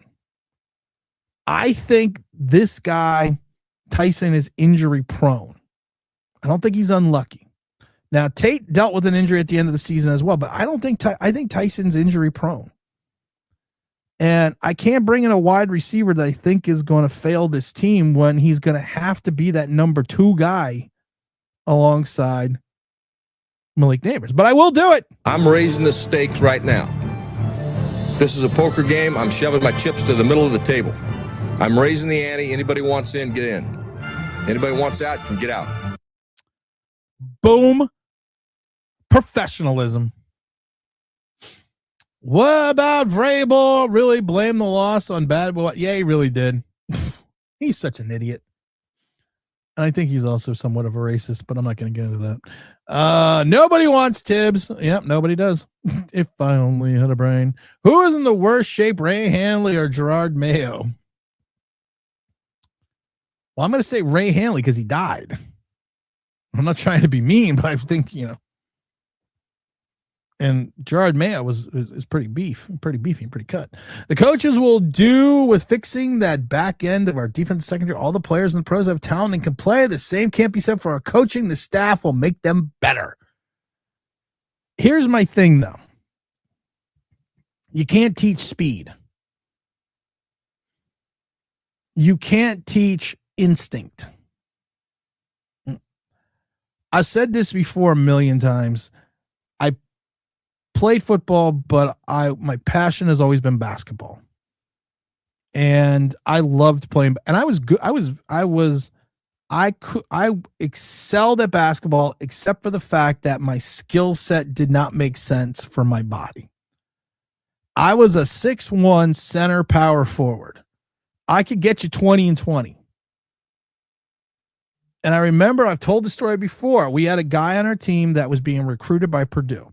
And they came to one of the high school games. And after the game, it was my senior year, the guy from Purdue came up and says, "Hey, I just want to introduce myself. You were fantastic tonight." And he goes to me, "If you were only 8 inches taller, we'd be signing you. I would sign you to a letter of intent right now if you're 8 inches taller." So I told him, I said, "Well, you know what? I'm going to take that feedback. I'm going to work on it over the summer and I'll get back to you." And that's the thing, though. You can't teach height. You can't teach speed. You can't teach quickness. You can't teach instinct. And I think we have certain players on this team that, even with the most tutelage you could potentially give them in that defensive secondary, they're not going to get any better. Dane Belton had a players coach in Wink who loves aggressive attacking styles players, and he got benched for almost an entire year after the Texans game in his rookie season and didn't see the field again until injuries cropped up. And Tyler Nugent, like I said, just because you were the best safety in a draft that had a dearth of talent and safeties does not make you a good NFL safety. You gotta look at it that way. But I do think there are players like Banks, Paulson Adebo, and I'm gonna put Drew Phillips in that pile, the reclamation project pile, because of the fact that if you are there to make the tackle, if you are that close to make the tackle, then you're close enough to stop him from catching the ball. That just makes sense to me. If you're that close to making the tackle, you can then prevent him from catching the ball. So I'm going to put him in that reclamation projects. Free safety was a fun position. Free safety was a great position. I love playing free safety. And the best part about playing free safety was, even when you fuck up, you could still make up for your fuck up. As long as, golden rule, do not let anyone get behind you. That is going to be ingrained in my head for the rest of my life. Don't let anyone get behind you. Just imagine, a little 9-year-old Tim running around. And I love it because this was back in the day when you grab people by the face mask, kids by the face mask, and like, "Go, motherfucker!" And you were so scared of adults at that point in time, you were like, "I am never letting anyone get behind me. I am never letting anyone get behind me, ever, because I don't want to deal with that crazy motherfucker over there." Hit that like button, says the big T-Brad. Let's see here. Giants might as well bulk up Newman a bit and play him in the box. Dylan, I think that's what I would do. I said that a million times. That's what I would do with Tyler Newman. That is literally what I would do with Tyler Newman. I don't even think I don't even really need to bulk Tyler Newman up. I would take Tyler Newman. I would make him like I said before, I would make him a Logan Ryan. That's what I would do. When Logan was here and then playing under Patrick Graham, he played like him and Peppers played like 70 something. Because you got to remember, we had when Ryan, we didn't have all these great linebackers, lying around. But that's what I would do. I would literally take him and just put him in the box. He's 6'10, he's 6'2, 210. Yeah, maybe bulk him up to 215, 220, but put him in the box. Make him that quasi linebacker safety who can cover. Because I've already said it before, we need to fix the linebacking core as well. Quay Walker, in my mind, if you have, I know a lot of people want to cut Bobby Okereke, save the X amount of money. And I've said this before, you have to look at the full picture of the dead cap space along with your savings. And if you cut Bobby Okereke, it's something like you have to find a guy positionally at like $6 million that's going to be better than Bobby Okereke. And I don't think there's a lot of guys out there that are like that positionally. So my mind is still, you keep Okereke for one more year. You bring in Quay Walker. If Denard Wilson runs his standard 3-4 that he ran for 2 seasons, you then have 2 middle linebackers who can play close to the line of scrimmage and help your undersized defensive end and Dexter Lawrence maintain their assignments against the run. And then if you bring Tyler Newman as a quasi safety, I now have 3 linebackers. I'm not bringing back Micah McFadden. I know a lot of people want that. I'm not bringing back McFadden. There's some guys in the draft that fit this philosophy that we could go out and get. We've talked about them before, but that's what I do. And I fix the defense because you are going to be you have the most cap space in the entire league allocated right now out of any team on your defensive line. And I don't even think our defensive line's in the top 5. That's a problem. And we know they can't stop the run. Dexter Lawrence hasn't been able to stop the run since Dalvin Tomlinson and Leonard Marshall left. No matter who they put alongside of him, he is not a run stuffer. Dexter Lawrence, for everything that he does well, is not a true run stuffer. And people kind of don't want to see that. And I've said this before. You have to move on from Dexter Lawrence. We should have moved on from Dexter Lawrence last year. We should have. This is a guy who played in 17 games, 31 tackles, only 14 of them was solo. He's on the defensive line. The motherfucker is on the defensive line. He should be leading the point of attack the year before that, where everyone said he had such a great year. He had 44 tackles, 23 solo, 21 assists. Again, he's not leading the point of attack. He had another season, 27 solos, 27 assists. Another season, 30 solo, 23 assists. He doesn't lead the point of attack. And that's not his. I don't think it's his fault entirely. But if you want to talk about, or you want to consider being you want to talk about being Aaron Donald. Aaron Donald in his prime of his career had 41 solo, 18 assists, 36 solo, 11 assists, 38 solo, 10 assists. And then he became a pass rusher and those numbers dropped. But when he was younger, he led the point of attack. That's what I said before. It made so much sense to get rid of Dexter Lawrence 11 months ago. Get that first round pick. Get maybe a 4 or 5. Get out from underneath that contract because you never staggered the contract with Andrew Thomas. Thank you, Joe Shane. But it makes sense.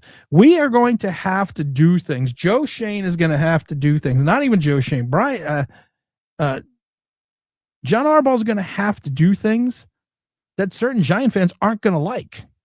And the best thing is, I don't think John Harbaugh is here to be liked. I really don't.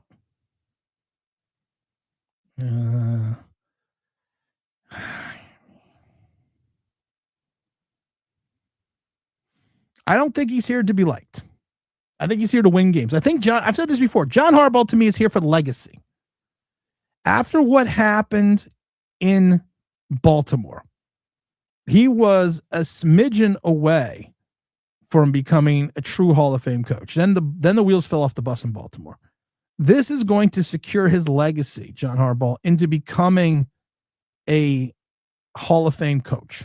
This will secure the man's legacy. And I think he's going to do everything in his here because my power is going to be, this is probably his last rodeo. This is probably his last big dance. And I think he knows that. And I think he wants to go out being successful because of legacy. And I think that's one of the things that really appeals to me about John Harbaugh is he's here to win. You know, you have a lot of coaches like, you know, I'm here to build talent. I'm here to build, you know, a culture. No, Harbaugh came here to win. He did the fossil. I'm raising the stakes right now. This is a poker game. I'm shoving my chips to the middle of the table. I'm raising the ante. Anybody wants in, get in.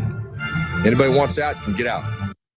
Winston says, what are they going to do? Add a power blocking fullback that gives me the tight end versatility. They're taking Max Bredesen in the 5th round. Okay. Bellinger is not that guy. Dan Bellinger is not going to be here next year. Sorry. Daniel Bellinger is not going to be hurt because right there you have the word potential. Slider says MJD was a USC Bruin. I know I saw him play live before the Big Fish. Yes. Dylan says I'm not saying that they're similar. I'm not going to talk about Marcus. I'm not going to talk about Maurice Jones-Drew. Hall of Famer. Yes, he was a Hall of Famer. I meant Downs, not Dobbs. Oh, okay.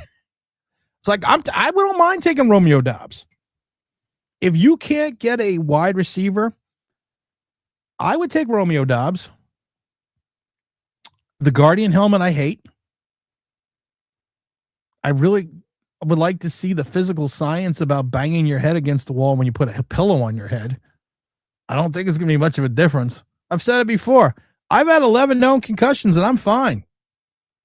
I'm fine. I'm good. No problems. I always love it because there's a scene in, I forget which one of the Family Vacations with Cousin Eddie. He talks about the microwave. You know, he would go, yeah, every time she would run the microwave, I pissed my pants, forget who I was for an hour. Hopefully I'm not going down that road. Big Zack Attack. What's up, brother? Winning the last 2 games hurt the Giants. Yeah, same. And then Drew Lock winning that fucking game in a Super Bowl ring hurt the Giants too. My ear is very close to the ground. Ooh, so we're listening. Okay, get them in, Tim. Sorry. Leonard Marshall. No, did I say Leonard Marshall? Julian Love, Leonard Williams, Drew Lock, all are Super Bowl champions. Don't forget Shane Lemieux. How sad is it? And I don't think Shane Lemieux has played much in Seattle, but Shane Lemieux is getting a Super Bowl ring. Does everyone just get a Super Bowl ring? Because if that's the case, I'd like a Super Bowl ring, please. Can I have a Super Bowl ring, please? If you're just giving them out. Tim, reminder, when you ask who's going to stop the run and someone says Dexter Lawrence, how that looking right now? It's looking like this. Oh, shit. Where'd he go? Dexter Lawrence is not Aaron Donald. Nope, not at all. But he likes to think he is. So we need to stop the run. What about Brian Burns? We need a run stopper to go with him, linebacker, and a real coaching staff. But he's never been. Here's the thing, and I've said this before. Outside of and Winston, I'm going to ask you. Outside of Ndamukong Suh, name me the running mate for Aaron Donald. Name me the internal lineman, the other defensive tackle that was his running mate outside of that 1 year with Ndamukong Suh. Just who are the guys that they paired Aaron Donald with? I've already pulled a list. Evan says we almost likely drafted a defensive player at 5. I would take a linebacker at 5. Joe Shane did a lot of damage. Joe Shane did a ton of damage. And Harbaugh, like I said, Harbaugh's here to fix the mess. And I love that Harbaugh doesn't even have to report to Joe Shane. I could see it. I could see, I literally see John Harbaugh and Joe Shane in the room, and John Harbaugh disagreeing, or Joe Shane disagreeing with John Harbaugh, and John Harbaugh going, "What are you doing?" Nothing. Is John Mara available? Because I don't report to you, motherfucker. I report to Mara. Greg says, I remember when Shane kept claiming how smart he was in football world. This guy really does it. I don't understand. People say I'm a genius, but how can you screw up 5 and 7? Well, he did that. Patrick Ricard, yeah, that's the running back. That's the running back. And no, we're not going to. I want to still keep this offense in the century. I want to build an offense around Jackson Dart that's going to be predicated on some play action, run centric, set up the pass, kind of do a Sam Darnold Seattle. If Sam Darnold can win 28 games regular season in 2 seasons with 2 separate teams, I gotta go. And people forget Sam Darnold threw for 4,000 yards again this year, 25 touchdowns, 14 interceptions. He had 35 and 12 the year before. His highest total was 3,019 and 3. Sam Darnold was never a god awful quarterback. He was just in a god awful situation with both the Jets and Carolina. He kind of got his moment and his head screwed back on in San Francisco because he went to a professional organization, and then he went to Minnesota, did what he did, and then he went to Seattle. So I mean, like I said, I'm there. Old is nothing. Watch him play. Old is nothing. Watch him play. Dylan says, yeah, the problem is everyone thinks he can just fill every need in 1 year. This team isn't a fullback away who can catch. That is a luxury if needs are met. Ricardo is a pipe dream. Well, that's kind of the things that's kind of things that you think of if you're saying that. This is a guy that at the end of the day, at the end of our day, at the end of our rainbow, if you can't take Love at 5, there's no way you can bring in Ricardo. Or Richard.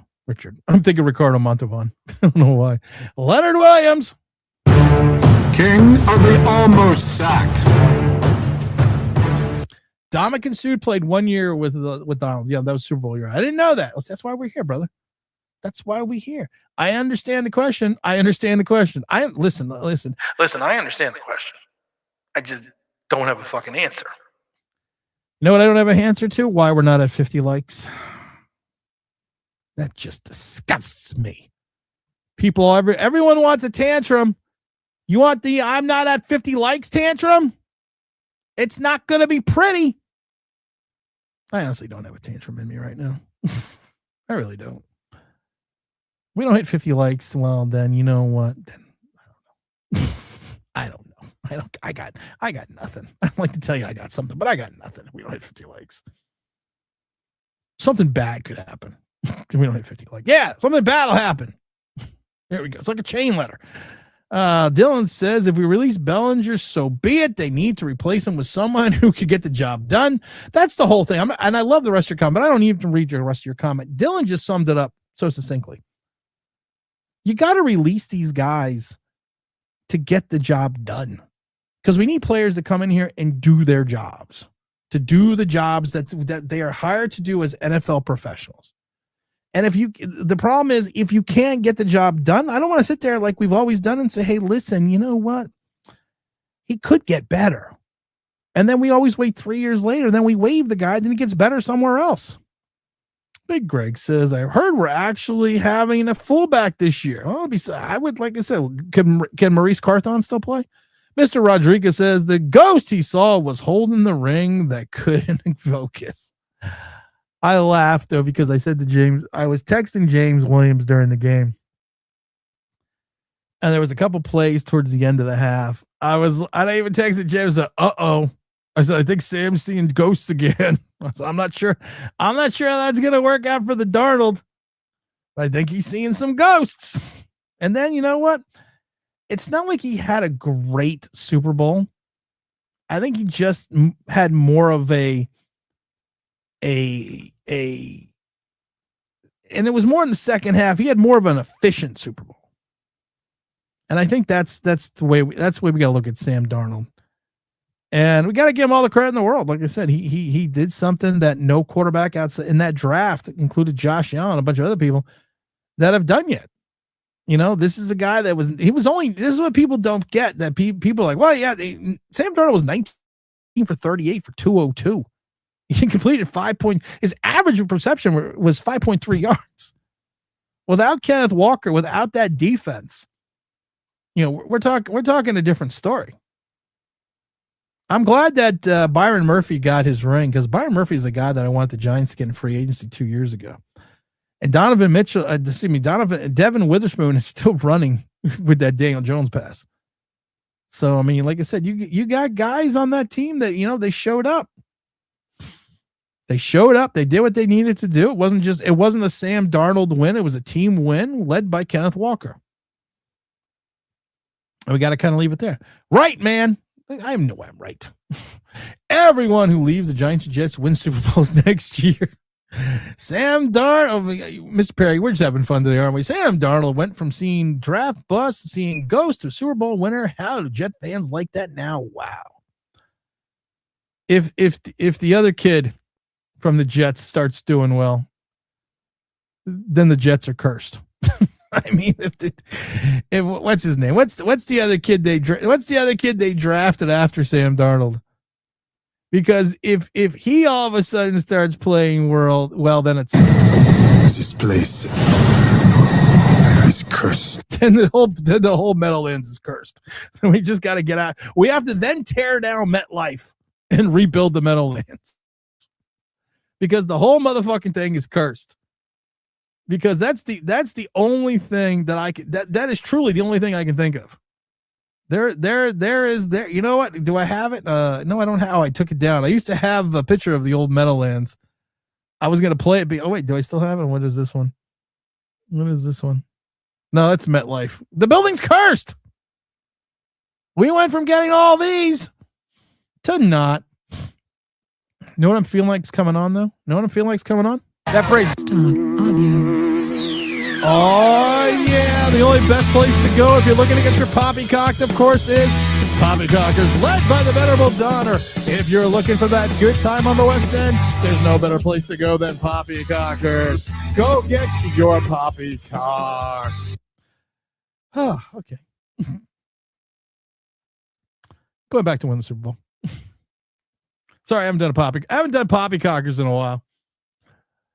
Here's like your fam. Fullback away. The low cost would be spending high draft capital on one. You could get a free agent fullback.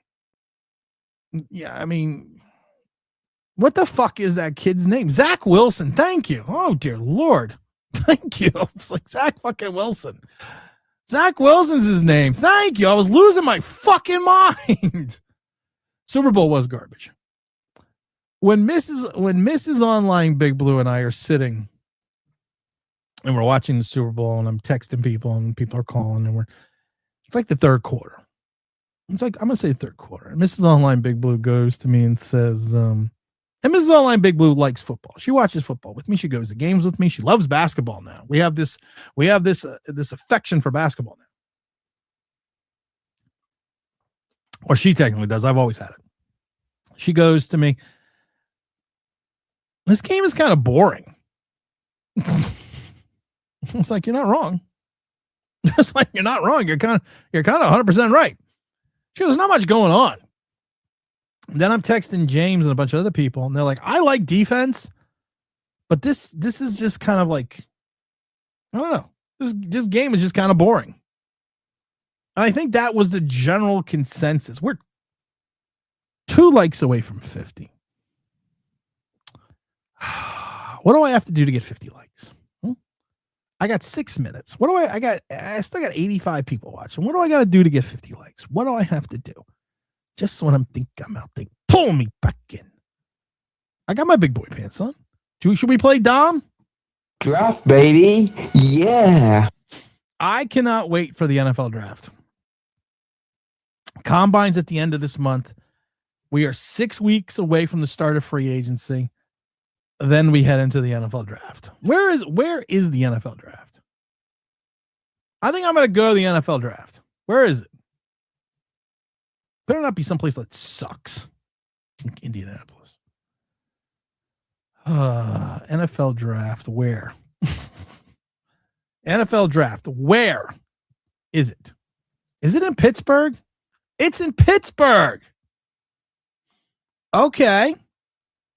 I'm going to go to the NFL draft because it's in Pittsburgh and I can drive to Pittsburgh. Is it in Pittsburgh this year?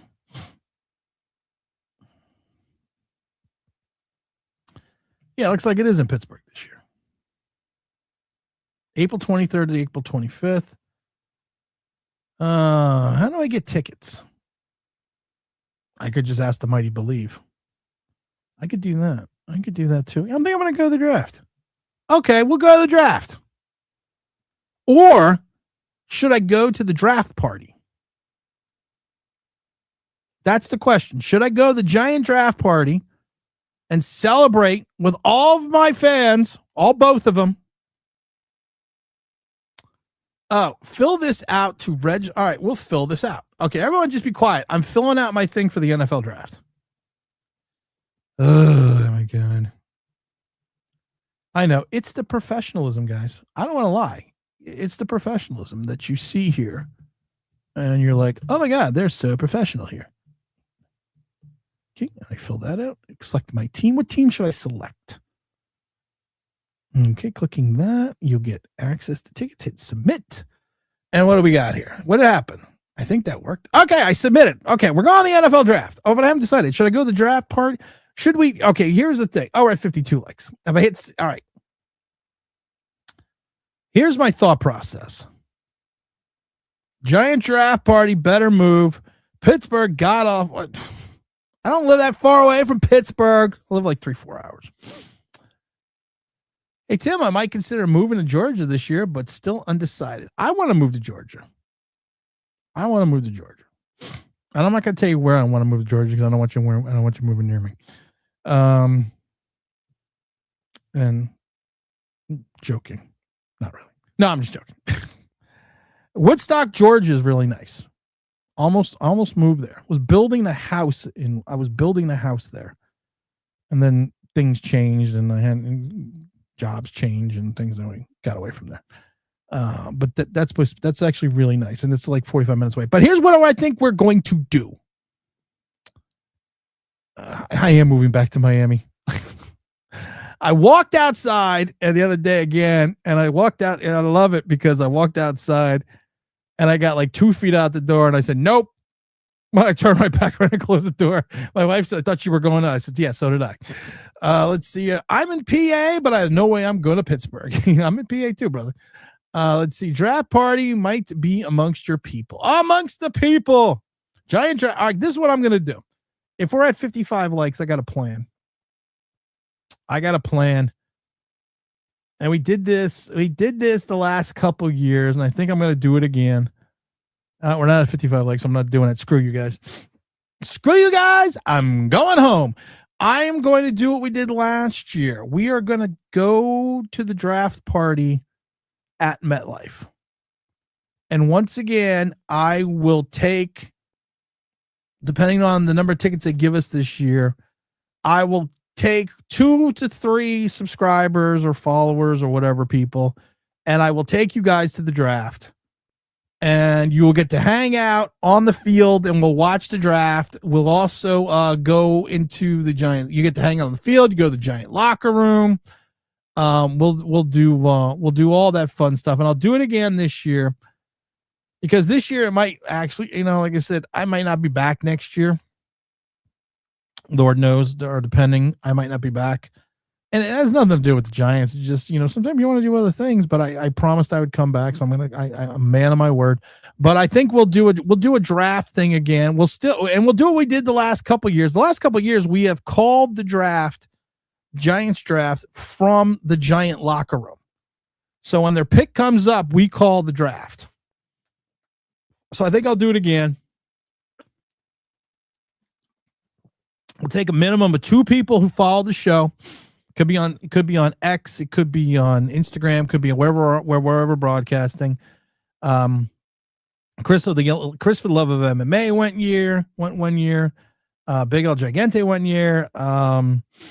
Lester went 1 year. I can't remember the other people, but we've done this before, and we'll have a contest. You can come on. We'll go on the field. We'll do the thing. We'll watch the draft, and we'll call the rest of the draft from the Giant locker room. So that's what we're gonna do. Slider said I was thinking about it. Not sure California is too damn expensive. I think it's funny that Sam Darnold lost money.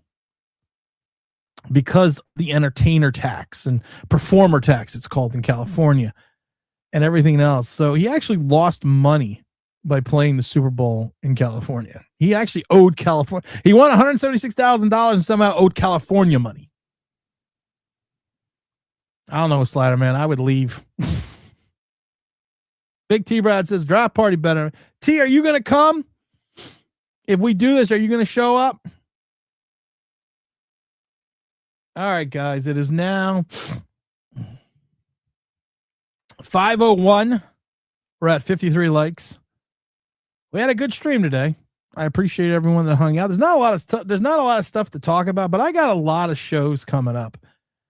And I'm probably going to step away, not completely from doing the live streams, because I'm going to do more podcasts and more videos, because I got a lot of shows I want to do, because I got a lot of topics.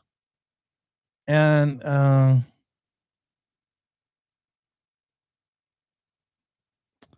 got a lot of topics I want to go through. And I got some good ones that I'm working on right now. So we have to make sure that everyone, you stay tuned for that, and make sure you follow the channel. Make sure you hit all notifications. Go to your thing and hit all notifications, because I think that's the best way. I think that's going to be the best way for you to follow. Juan Soto changing positions and Met surprise. Where is he changing positions to? After spending his entire career in right field, the franchise player has agreed to begin playing full-time left. Well, left field's easier to play. Left field is easier to play than right field. Usually when you are a bad player in baseball, they put you in left field. As a bad baseball player, I was a very good catcher. Talked about it before. Couldn't hit a lick. I couldn't hit a 4-year-old's weight, let alone my own. And I always tell the story that my senior season, I went 2 for 2. I was batting 500, and then it just kind of dipped down till I was batting like 80, which was good because I was batting the temperature. But they always put you in left field. Let's see. Have to do the draft show. It's been the most fun, so we're gonna do that. We're gonna have the draft show. I gotta check to see what this package is that was just delivered. It is now 5:03. I appreciate everyone that's been hanging out as long as they did. I also got to jump on the phone right now. You know what, guys? It's awesome. It's been great. We'll probably have a live stream on Saturday or Sunday again. If there's any breaking news of any sort, we will actually have a video. But like I say, if you're on YouTube, make sure you go to all notifications. Make sure that all notification button is clicked. This is Tim. This is New York Giants Straight Talk, brought to you by the Mighty FanDuel on the Believe Network. I appreciate everyone for hanging out as long as you did, and we're out of